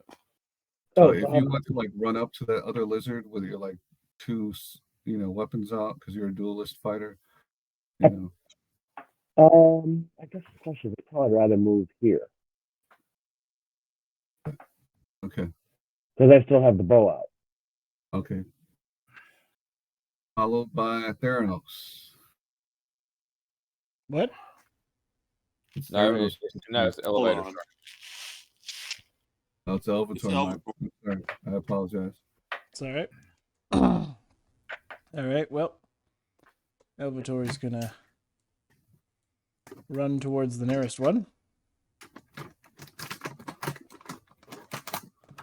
and I'm going to use my bonus action to curse him. All right, we'll curse him. Well, I did. A Shadalon and his power will make sure that your death is swift. And he just goes, "Rah!" Well, and then in his response to his then I shall hit him. Success. Roll All right. damage. Let's see. Should I use Divine Smite? Maybe. Why not? Let's do it. Isn't it always the paladin's question? Is shall I use divine smite? Shall I Let smite? us Are smite you worthy? Let us smite Are thee. anti-paladins a thing anymore? Holy Yeah, that's weird. crap. He is an anti-paladin. Yeah. Is it like an official class? Well, I'm an No. Oathbreaker Paladin Hexblade. Well, Oathbreaker is basically the anti-paladin. It is Okay. the anti-paladin, but then I'm the super anti-paladin by being a Hexblade. Okay. So I have dealt so it 32 damage. Our Shadowline Spite Smite. I noticed Yeah. it said acid there. Does your Yeah, weapon secrete that's acid? no, that's the I talked this over with Eric because the dragon is like a poison Attack. it's a black dragon. Yeah. So whenever I do the divine smite, I do it with acid damage instead of radiant damage because I lost my connection with Tyr. So Okay. basically, And so I channel the will of a Shardalon to power my divine smites. Describe how this Spite Smite killed this guy. Well, it essentially would like have his sword glow green and black with a coating of acid, and then it would essentially sear his flesh from neck to tail with as the it went. 32 out. I'm sorry. So messy. Yeah, and so he basically melts into a puddle after one strike. So you slice him from neck to tail. Mm-hmm. Okay. Or is that from rooter to tutor? Pretty much, Rooter yep. to the- All right. And he's a puddle, and I'm kind of like backing away. It's like, ooh. So there's a big spray of all kinds of nastiness as Yes, you of cleave course. him in half. I'm gonna roll something for his mate standing next to him. Yeah, I have cleaved him in twain. All right. This guy next to him, just 2 squares above him, Yep. he's like, he screams in fear. That's right. Blah! After he saw what you just did, one slice, cutting him in half. You want me to put like a feared thing on him? No, I'll do it. Oh, okay. Is he crossed off on the map? Okay. This one should be dead though. Yeah, that one should be marked as dead. Okay. All righty. Who's next? Theranos now? Or I'm sorry, you done, Elvator? I think I'm just going to move 5 feet towards his partner and kind of give him a menacing glare. Give him a boogie Okay. boogie booty. Exactly, a booga booga booty. You're Now scared. Theranos. I want a lightning bolt, the one that's in the lower right, the one next to the one that Cheetah killed. The one who's hypnotized? I'm sorry, down that way. Down that way. Yeah. Okay. So I want to move into position and try to keep the cat out of the way. So I don't want to kill the cat. Then you should probably move up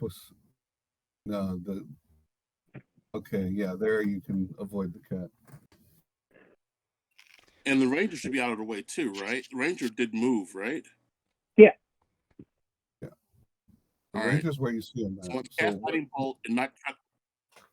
I don't want to kill any friendlies. You can move up 2 squares and Yeah, there you're clear, right there. Yeah. Cast a lightning bolt there. Okay. Yeah. And that's 100-foot line. It's gonna continue to go through the trees.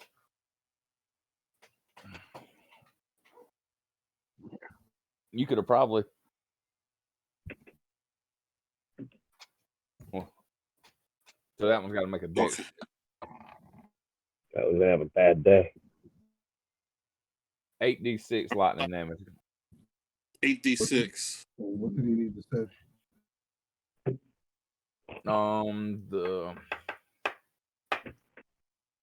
It should be 8 plus 3 plus his wisdom. I get a +2 for having the staff in my hand, so it's 8d6 +2. Okay. Oh, but I'm wondering what his spell save was. Yeah, what's your spell save? Damn, 32 damage. I usually have a bad day. Yeah. My spell save is it's 13. 13. So he made it, so they only take 16 damage. All right, he gets so Theranos steps up, points the staff. Lightning bolt shoots towards the lizard man, and he connects right in his gut, and he howls. But he's not dead. Not dead. Damn it. It hurt real bad. Having a bad day. I'm good with that. All right, he's all black and burned in his belly, and you have a couple more movement points if you want. I want to move a little closer to him because I want to be in a striking range. Yeah, I think you have two more squares. So I'm going to go here next to Ranger Boy. Okay.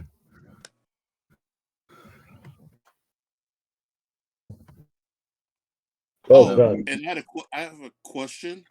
Sure. How far away is Kriya at this point? I've had Kriya walking behind us, right? And she's slow, but yeah, she's not where she is on the map right now. No. Yeah, I think like in two more turns she'll be there. Okay, beautiful. Just wanted to get that out there. Okay. All right. Babar. I'll use my charger feat and I will run straight at this one. And I thought we weren't fighting. Well, no, they everybody started fighting. I'll look at Elvator. Yes. And I'll be like, yeah. Signal. Actually, I'm not gonna do anything. Nobody has given me the signal. Y'all, I was told there was gonna be a signal, and I see no signal, so I cannot go. You did not get the signal. I didn't get the signal, so I passed my move. He's monster. Nobody said, "Hey, somebody give Babar the thumbs up because he's not gonna fight." That is accurate. I'm waiting on the signal. I'm like, I've seen one guy get melted, and I've seen a lightning bolt go into another guy. And Babar, I'm like, come on, guys, let me go. But nope, I'm not gonna attack. Wow. Could be verbalized for that's classic Babar. I love it. What are you doing? Classic Babar. No, y'all tell Babar not to attack, and then we're starting to fight. So we'll give you a signal, Babar. Okay, boss. Waiting for the signal. Never got the signal. All right, my turn's over with. All right. 1 second. I gotta check something. All right. So we know what Vykon's got to do. Vykon needs to give a signal first, I think. Jeepers creepers. Well,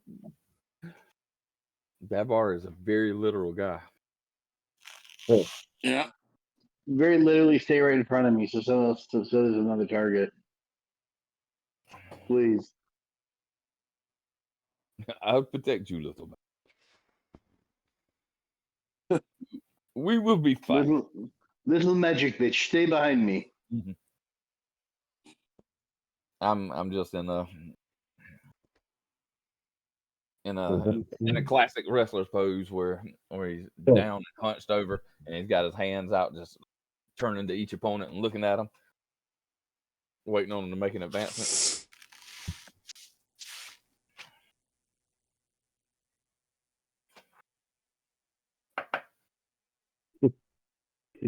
do the palm with the fingers coming back to him, like come get it. Okay. Yep. I'm gonna need Elvator to do a Constitution saving throw. Okay. Am I getting hit? You don't know. Lovely.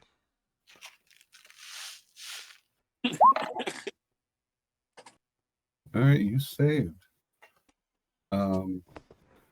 You feel your armor suddenly like getting really, really hot, and it starts glowing red, and you're gonna take only half damage from the hot metal armor you're wearing. 5 points of damage. Okay. So that means that my temporary HP is gone. But your armor is getting hot. Yes, it is getting hot.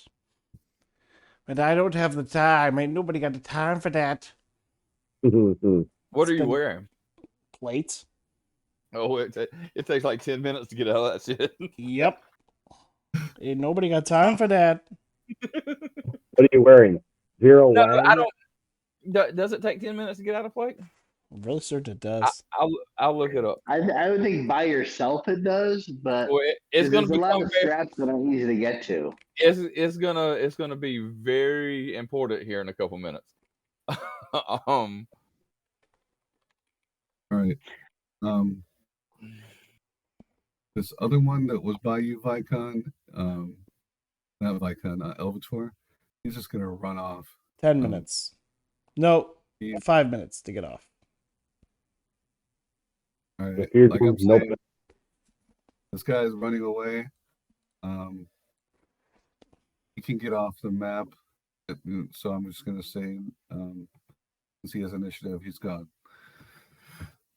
He just like he saw you cleave his friend in half, no issues, and he's just like scared the shit out of him, so he booked. Nope. Of course he did. Nope. Exactly. Like, no. All right. This one. 1, 2, 3, 4, 5 is going to charge Vykon. These guys are hypnotized.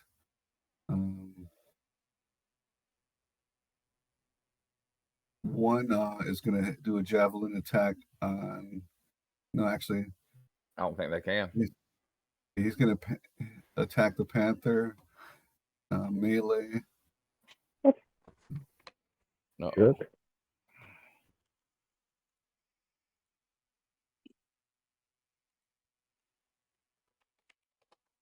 Okay. So Does Babar have- seem attack the kitty? well, he would, except there's a lizard man running out of the forest, throwing a javelin at him. At Babar? So, yeah. So go ahead and roll that. Roll what? I can roll it. I think I've closed all their sheets out. I'm sorry. Does that hit? Absolutely not. Okay. Babar hears the kitty get hit, and This is the one attacking Vykon with a heavy club. That misses. The one attacking the kitty. Oh. Misses. One of them's doing a javelin at Basil.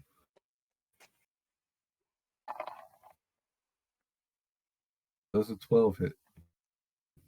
Basil. Yes. Really? My AC's 11. He took 8 piercing. mm, Fuck. Shit. Javelin lands thickly into your back.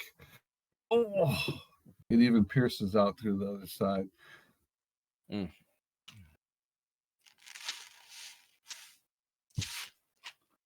No, Ouch. it doesn't. It doesn't. No, it doesn't impale you, but it's stuck in your back right now. And this guy's when you did it? Oh, I can't do it right now. This guy? This guy right That here. guy? Okay. All right, and who else we got? you've already done the shaman, right? I did the shaman, and 2 guys are hypnotized. Oh yeah, roll a concentration check because you might lose concentration on the dazzling display you did. Does it drain you maintain concentration on that? I thought it was a one and done. It's instantaneous. No. It's a concentration. Yeah, I do. What's the concentration check going to be then? Do I roll IQ or wisdom or? You roll your Constitution. No, concentration. No. Yeah, but it's a Constitution roll. It is? Yep. Okay. 10 plus, or it's 10 or half of the damage received is what he's got to roll. 17. So he rolled a 10. Okay. All right, so Whichever's higher, I believe, is the way it's worded. So concentration is 10 or half the damage, whichever's higher. okay, so you beat the 10. So you Okay. maintain concentration.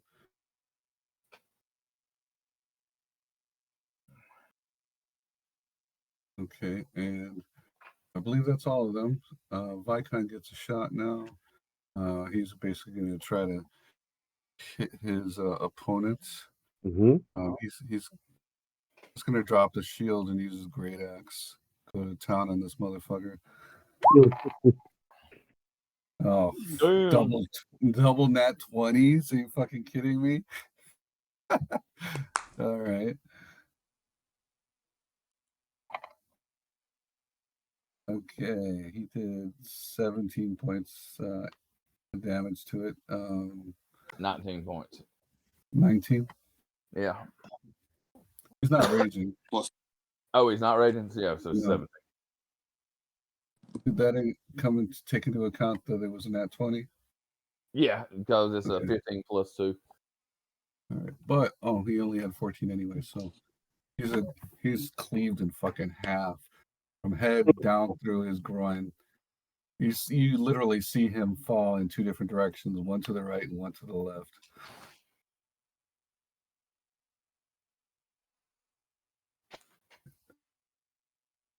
And and Vykon's not sure if he can go into the dazzling light display without doing anything. So he's going to come over here 1, 2, 3, 4, 5, and end his turn right there.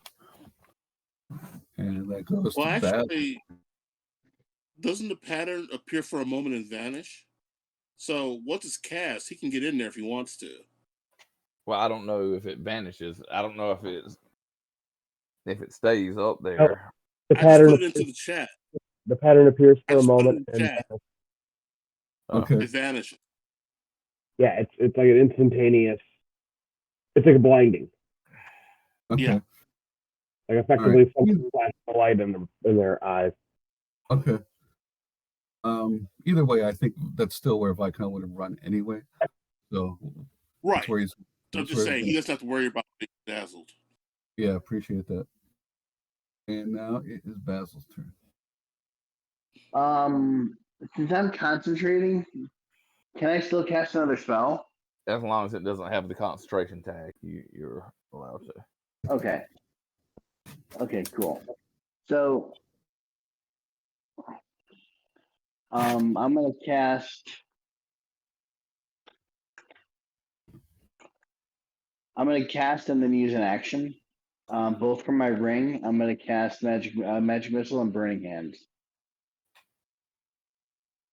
I don't know if you can. You can't Well, do yeah. it at the same time. Oh wait, Okay. The ring's a bonus action. The ring's a It'll be the bonus action. He's got the ring of spell store.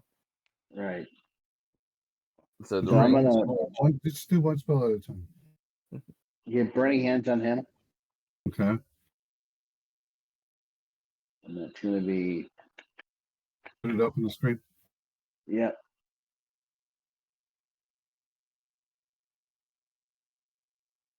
Find it.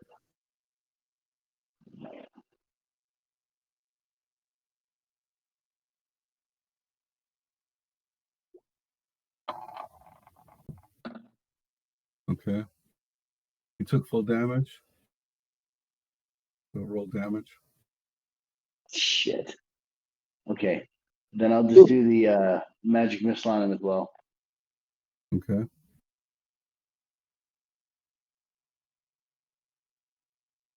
Put that up too.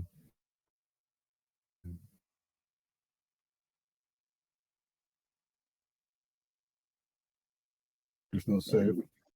Oh, No. No. Nope. The only way to get out of that is shield. It says spell So save DC 15. Yeah, there's no save. The only way to get out of that is to cast shield. That's a guaranteed hit every time. So that's Okay. 13 points of damage. Okay. So Plus a total of 20. roll of 20. Okay. Yeah, so a total of 20. Yeah. Here you Or All if right. they're resistant to force damage, because that is go. force. He yells out a howl. Are you gonna move it all? Me? Yeah. Hold on. Yeah, I'm over here. Okay. Ruehnar. Mark off my I think rings. Kitty is gonna bite him. Okay. Roll bite attack. Ooh. Oh, I think that's a hit. Whoa. And And click on the word bite. oh, right. Okay, he's out. Okay. All right, so Makuto bites down into his throat and just like starts that thing where you wiggle it and it rips its head off. And then I Is guess that we a got. Molly? I think we've got 2 arrows at this guy. Okay. Oh, Okay. I think that's a miss. Let me double check his sheet. You can roll 2. Roll Yeah. another Yeah, you got one. wow. You missed him. No. Fling, fling. The arrows flew over his left and right shoulders. Close. aim to the middle. And we move it all.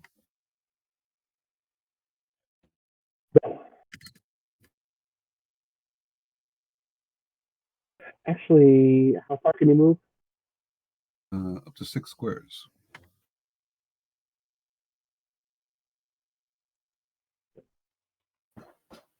You can only do 1 square in a diagonal move, and then the others have to be lateral. Okay.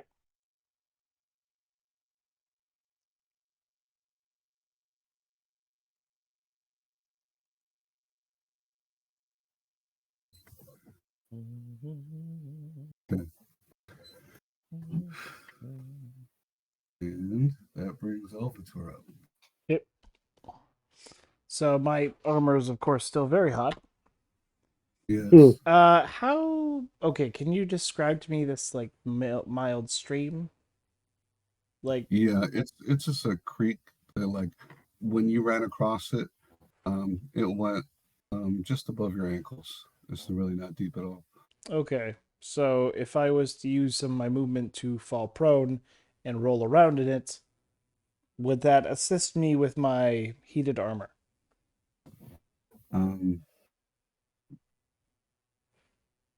You could give it a try. Okay. Mhm. Okay. I shall fall prone. Right. Do you roll Around, on the ground. survival or athletics? It would probably be athletics. Athletics, yeah. Mm-hmm.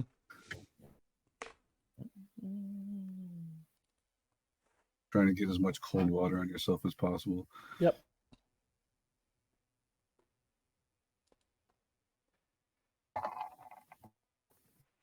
No, it didn't help. Okay. Well, so I still have movement. Screw this. Still gonna kill him. Okay. So I'm no longer prone. Use my bonus action to move my hex down. And I have disadvantage on this strike. And you take damage, or do you take damage at the beginning of his turn? I think it's at the beginning of your turn. No, according to, because he used heat metal, I'm guessing. Yes. Yeah. Heat metal is you take damage when he casts the spell, and then the caster has to use a bonus action every turn to make me take the damage again. There is no save for it. I just take full damage. You do the save to see if you Enact the spell. yeah, throw or drop the object. And if I don't drop the object, I have disadvantage on attack rolls and ability checks until the start of my next turn.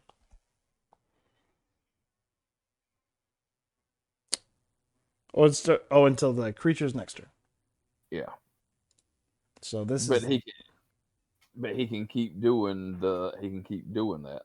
yeah. So I rolled an 11, which I doubt hits.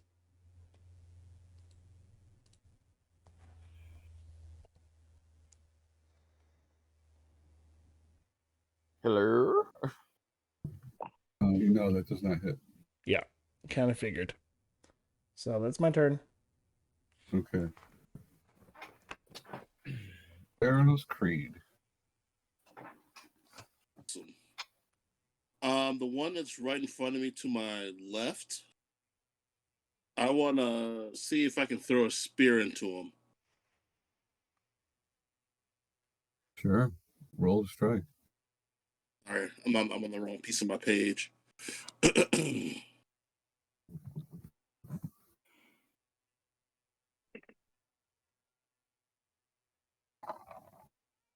Nope. No, that's a miss. That's a Anything else? miss. Yeah. And I am going to move a little bit south because I hear my tree coming. I sense my trees coming, so I want to just move a little more to the south. Okay. So about here. Sounds good. Sorry, I'm on the wrong thing. Sorry. I'm going to move here into the trees. And I'm done. All right. Babar. Well, since nobody gave me the sign this round. Really? No, nobody gave him the sign. He sat this whole round. He was like, "Come on, guys, give me the sign. Give me the sign. Anyone gonna give me the sign?" Nobody said they give Babar the sign, so he is just protecting Basil. Okay. Basil's fine with that. So you got like patient defense or anything? Yeah, and I'm gonna use my patient defense if you will allow me to like guard Basil. So like if any attacks come towards Basil, I will use my reaction to block that, and I'll take the damage. Absolutely. No, absolutely. Because Okay. that's what you're focused on primarily. All right. All right. One moment. I'm going to check something. All right, I'm gonna go get some Doritos because Babar's just gonna sit here and watch a fight.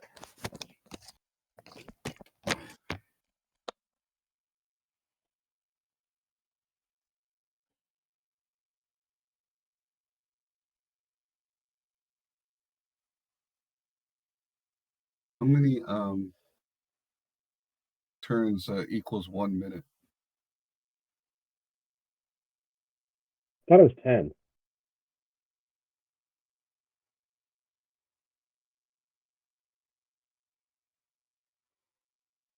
Kind of 6.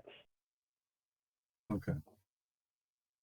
But that was also 40 years ago, or 35 years ago. So I don't know how the rules have changed. Stephen. Stephen, are you there? Cannot hear you. He's the youngest out of the group. Okay. He knows the D&D 5e rules better. What are we looking for? We want to know how many turns 1 minute we equal. Each round is 3 6, rounds. 10. Say again. Each round is 6 seconds. Okay, so it's 10. It's You were 10. right, Ethan. Miracle. All right, so Of all the things I remember over the course of my life, that's the Uh-huh. one that's stuck in my head for 35 years. Can't remember an anniversary. Those aren't important things. No, it's kidding. That's what Google calendars are for.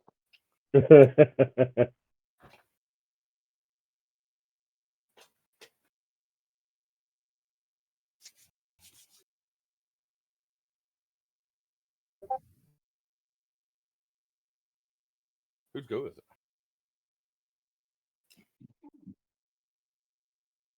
So I think it's Theranos. Either him or the lizard people.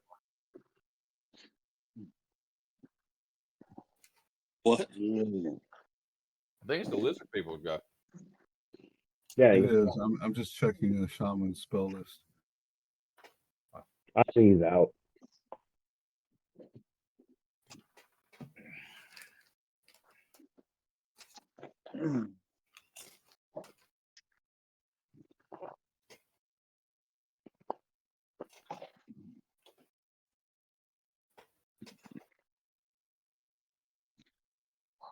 All right, I need a 20-foot circle centered around Vykon. Can you put that for me?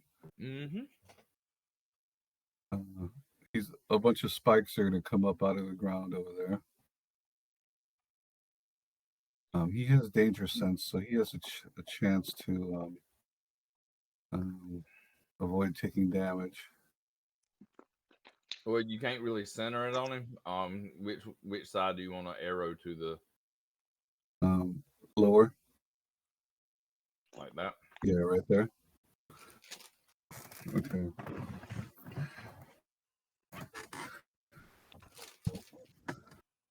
I gotta do a dex check for him. And the other creature that's in there. Yeah.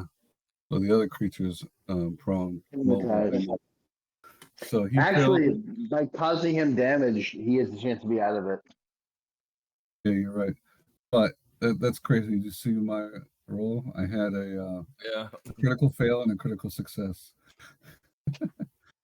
But he only got the first one, so he took damage. And since it's a critical fail, I'm going to say he's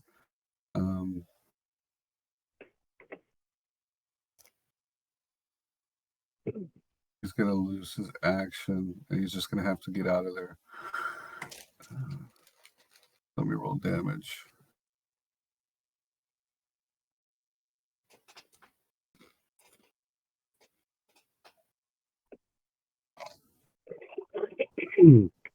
Okay. Apologize, we're running late. Does anybody need to like quit now and then we I'm good. keep going? I'm happy to finish. Okay. Finish. All right. I think we can go another half hour and finish this up.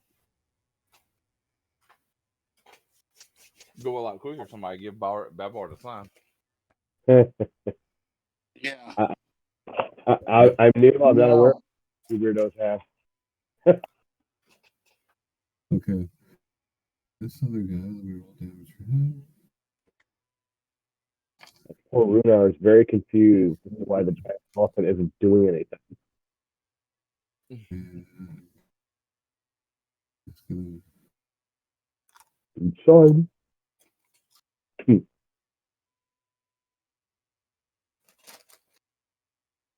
throw a Well, if you're looking, javelin.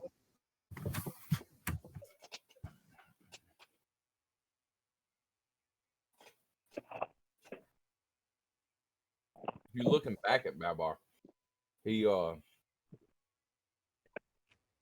basically what he looks like he's chomping at the bit and to get somewhere, but he's using restraint to hold back.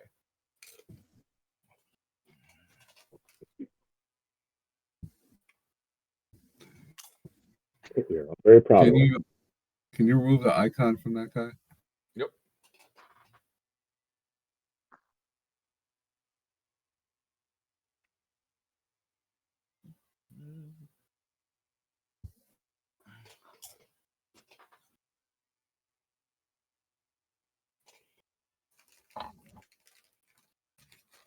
Okay.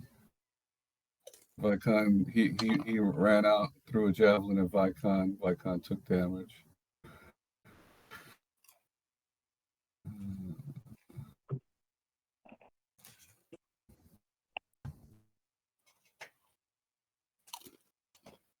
Who we got left?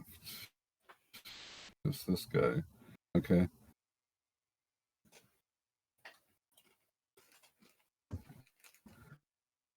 Ruehnar is getting attacked with a heavy club and a screaming lizard man. And he misses you. And Elvator, he is striking at you with his club.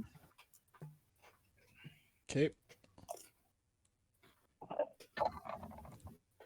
I think that's a hit.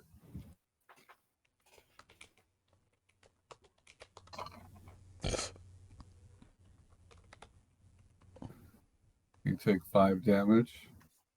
You're also going to take damage from the heat metal.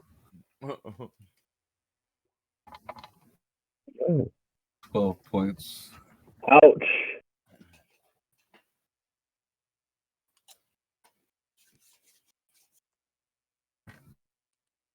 Tough. And Okay. that's it. Well, I'm gonna So- have this lizard folk do a dex Hold on a save. second. Vykon in his turn. He's going to charge this guy. No, this is my reaction to that guy's turn. Okay. I'm doing Hellish Rebuke to him, so Okay. he needs to do a dex save. Take some fire damage. Are you freaking serious? What? If he saves, he survives. You're number one. That was like a double bird. Well, he doesn't pass, but No. it's so So he dies. He had 2 points left. Yes, good. That was just enough to kill him. Just enough. Minimum damage. That's right, Elvator. Minimum effort. Maximum results. Exactly. You barely Oh, scratched him. Shama. And you thought, oh, I fucked up. But for some reason, he just died. He died. He just died. You know what you killed him with, don't you?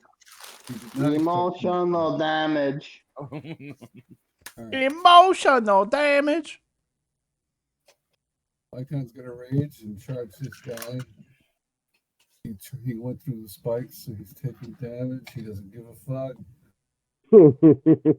And then he's rolling the strike. And he misses. But he's going to use his frenzy action for a second attack. And hits that time.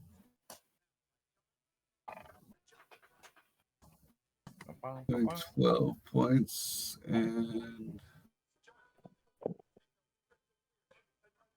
it does not kill him, though.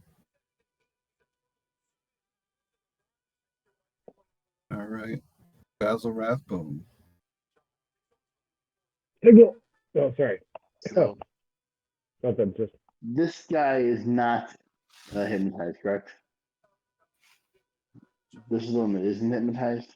No, that one is hypnotized. He's still got the symbol over. Okay. Then these two aren't. Okay. This guy back here. Yeah. I'm gonna. Let me check the range on something real quick. I'm going to hit him with a magic missile. Okay.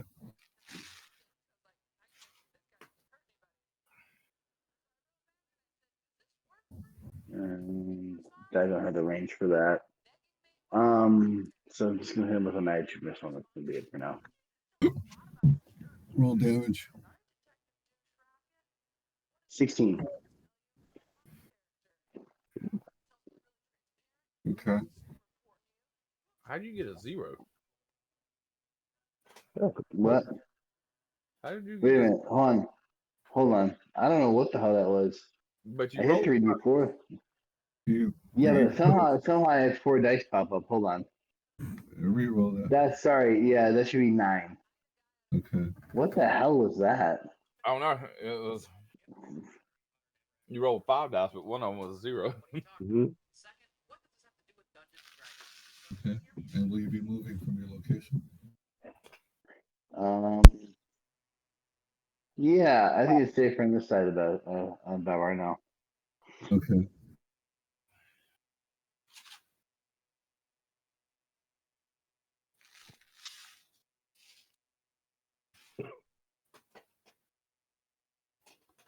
Ruehnar. Okay, so Kitty can make it 50 feet. Like, Yeah, absolutely. Uh-huh. okay, so she is going to pounce claw.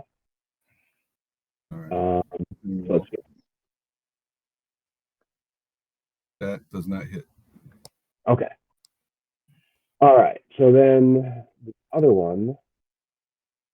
Okay, he is 2 weapon, but also gets an extra attack. So how does this work? Well, you can't use your second weapon because you use your bonus action to move your cheetah. And Okay. but Oh. you get 2 attacks. Okay. So So there's 2 short swords. yep.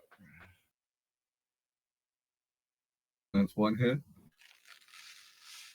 Roll the second one. Okay. Okay. He just gets 10 damage. That's That's a plus 10. solid hit. Okay. And sorry, I lost my page. Oh. Another hit. That's a really great hit. You take All right. both of those. So you slashed him across the chest, and then you brought it back up, and you decapitated him. All right. Is there a full? And just like in Kill Bill, there's like a shower of blood shooting out of the stem of his neck. Is there a final action to do something? At least say something. Yes. Okay, so a very confused Ruehnar can't figure what's going on. Yells at elephant guy to do something.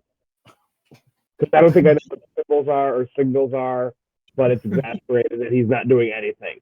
So it would just be yelling, do something out of confusion. Okay. All right. So I look It's when he Elvator's turn, right? okay.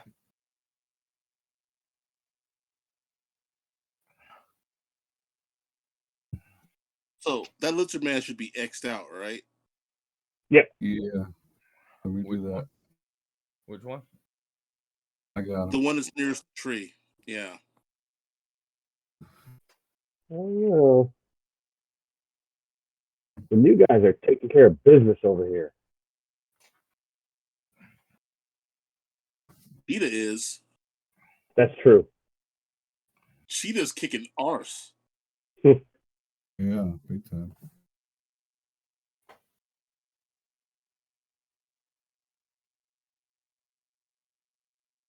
All right. It is Elvator's turn.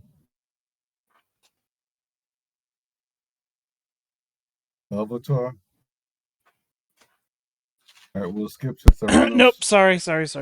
I was muted and I did not realize it, and I'm like, what the heck? What the heck? Oh, crap. Yep. Okay, well, all of them are too far away for me to run at. But that's okay.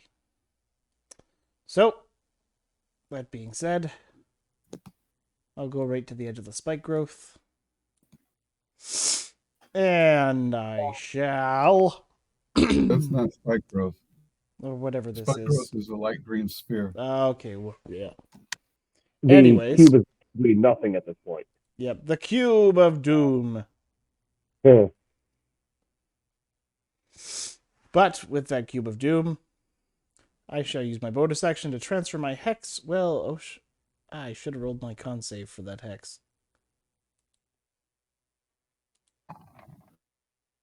I think I did okay. I think. It was a lot of damage. Not that damage. No, there wasn't that much though. It was. I'm fine. I'm fine. So yeah, bonus to move my hex over, and then firing You're off putting the my. hex on. Hmm. Are you putting the hex on? The one inside the square. Okay. And then I'm using a Chardalon's Fury and sending 2 bolts over. With disadvantage. So that's a 12 and an 8. 12 and an 8. Okay, that is a miss on. Unless somebody has attacked the shaman and hurt him.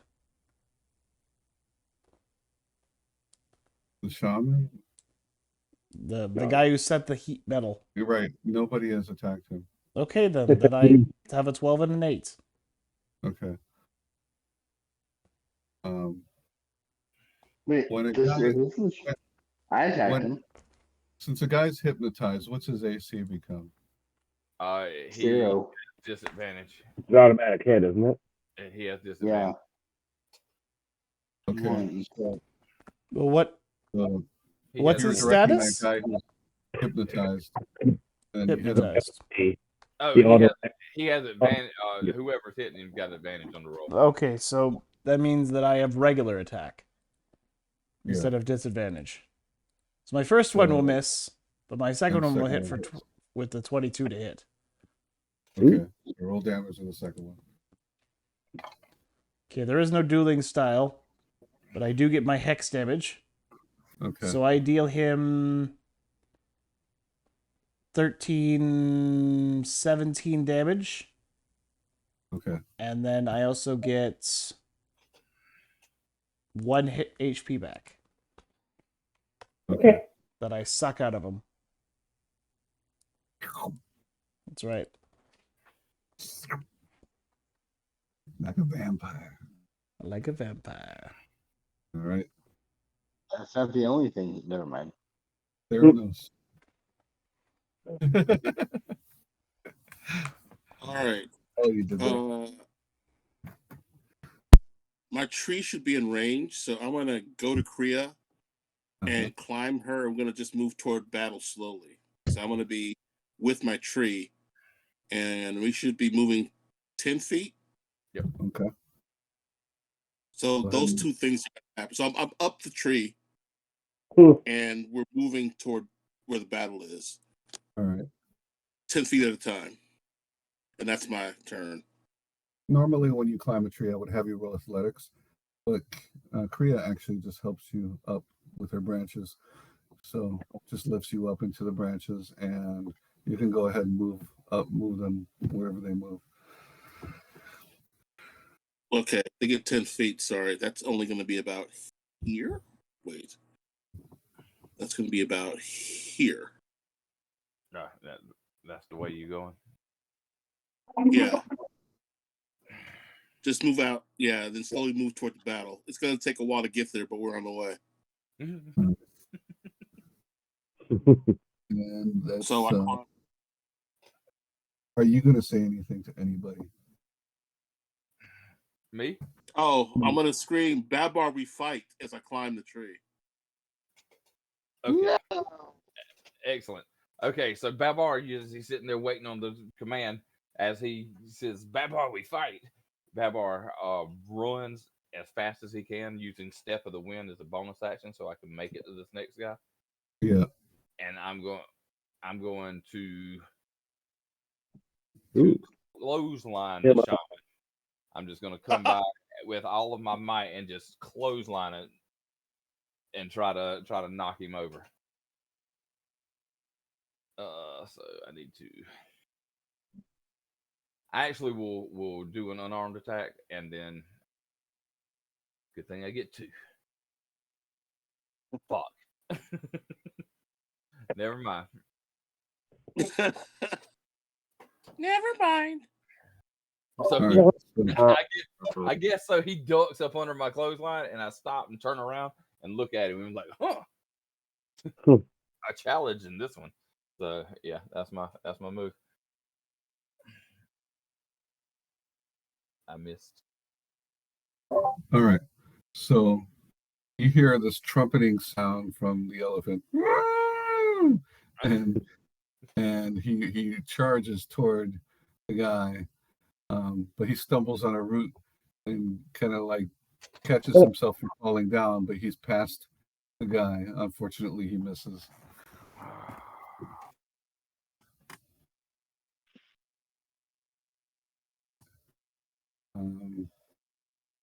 That is Lizard Folk's turn, and one Lizard Folk is going to, the one engaged with Vykon is going to try to hit him with his club. It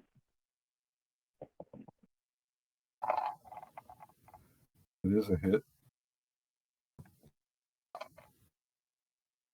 Pretty decent hit. But he's only taking half damage because Vykon's raging.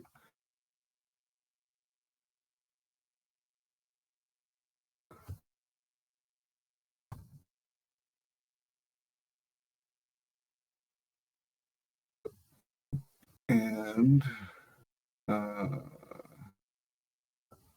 other guy, bonus action, additional 2d8 to Elvator for his hot armor for 9 damage. Ow!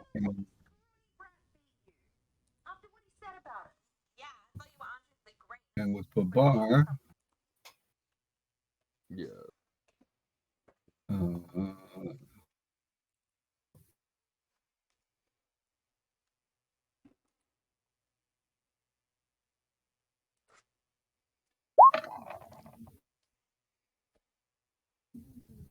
he's gonna try to bite your trunk. And he misses. Oh, Never mind. rude. Oh, No, that hits. It hits? Okay. 19. For 4 damage. You take that, right? But now, yeah. For a Give me a limited save. time. For a limited time, we could also. Yeah, give me a We'll throw Constitution saving throw. Oh, that's not what I want to do. For a limited time, we'll also throw in. What do we get? What do we got for him, Bob? Never mind. I got a 17. Okay.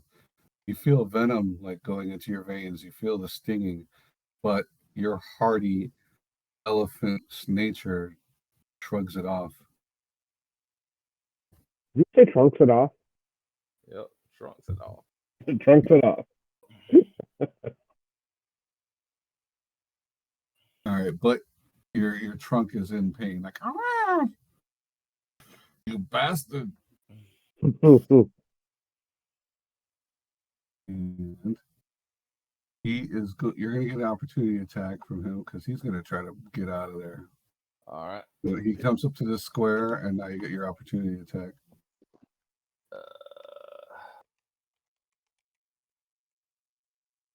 Where's the die? Yes. 19. Okay, that's a hit. 6 damage. All right. He takes the damage.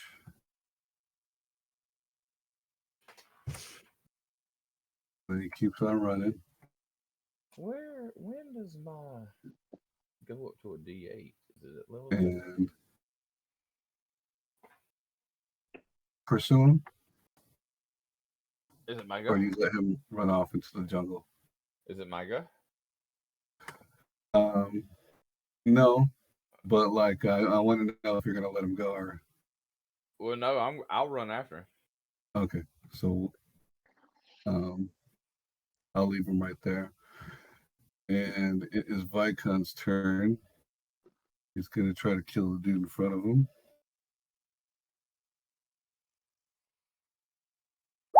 D8 to 11 level.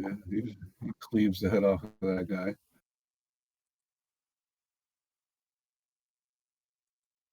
And then he goes 1, 2, 3, 4, 5, 6. Oh, and he's going to cleave with this guy. Ooh. And misses. So that would be Basil next turn. What I really want to do. This guy's still hypnotized, right? Or is he out of it now? He's out of the spell effect now. Okay. I'm gonna cast Fly. Okay. And that's 60 feet, right? So I'm flying.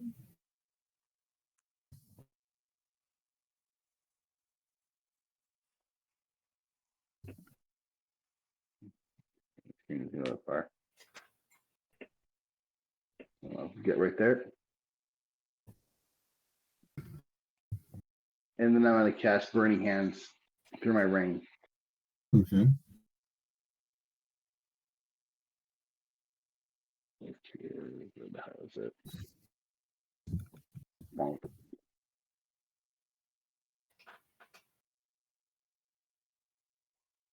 He's a dad save, right? Oh, motherfucker. Roll damage. You only need. What the hell is with my dice? Oh, Takes, hold on. Hold on. No, that's not right. Just I must have crazy clicked something with my dice. What the crap? It's like my dice on fudge mode or something, but that's at the GM. One level you're casting Burning Hands at. There, it's 11 points of damage. Okay, so he'll take 5.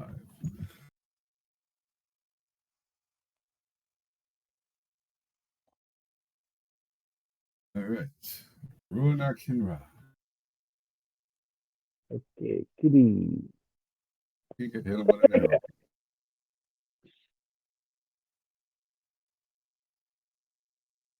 That's kitty. Oh, hold on, I got the wrong thing.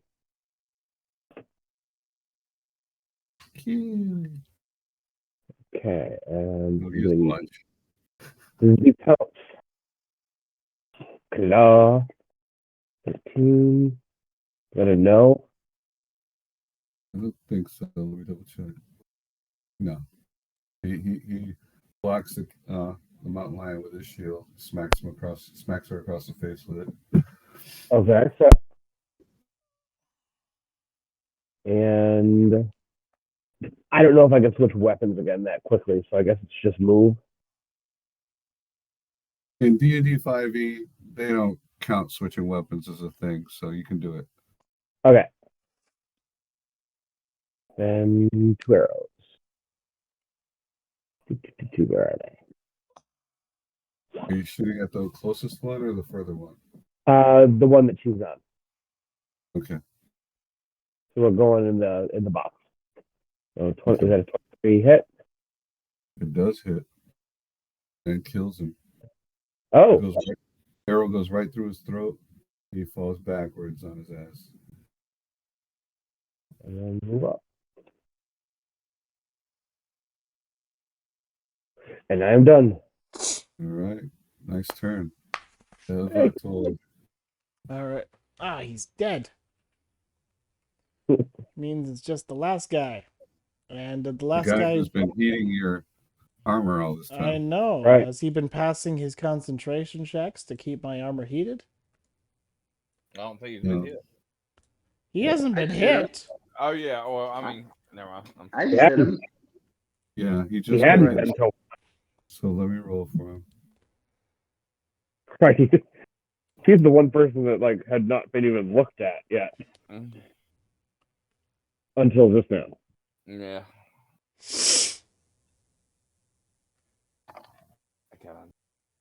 But it'll be a con save, not a wisdom save. Oh. Okay. In my opinion, concentration should be wisdom, but I'll do it your way.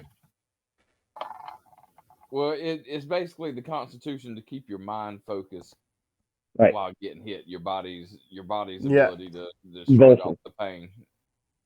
I get you. So how much damage did he take? He would have taken full damage from whatever you did. Well, I haven't done anything to him. Okay. Well, you're not gonna no longer take the heat metal damage. Okay. But I guess I'm still disadvantaged against him. Why? Hmm? Why? Well, is the effect of the heat metal over? Yes. Okay, then. Then I'm not disadvantaged. And I will 13 and 24. What? Okay. The second one would hit. Okay. So, yeah. You got to do 7 or more to get him. Well, that probably won't be that hard. Actually, there's no dueling. Yeah. Unless I roll a 1, I kill him. You got him. All right. Which, even I rolled a 1 and I still killed him.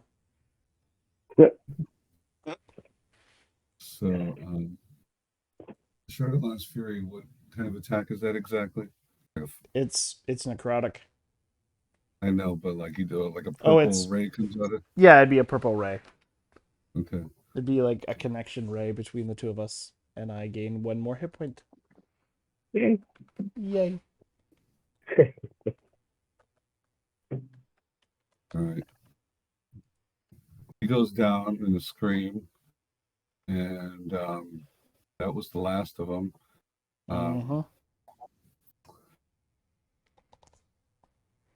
Checking if you check their bodies and stuff, they just had clubs and javelins and little like turtle shell shields, or tortoise shell shields. If any of you want to take any of that stuff, that's fine. But they're not carrying any like coinage or anything else of value. Okay. Long rest. Probably not a long rest. I could use a spell. I definitely need a long rest before I get back into before you go into the anything significant. I tell you what, we'll call it here for tonight. Yeah, it was 1 minute to 2. So let me just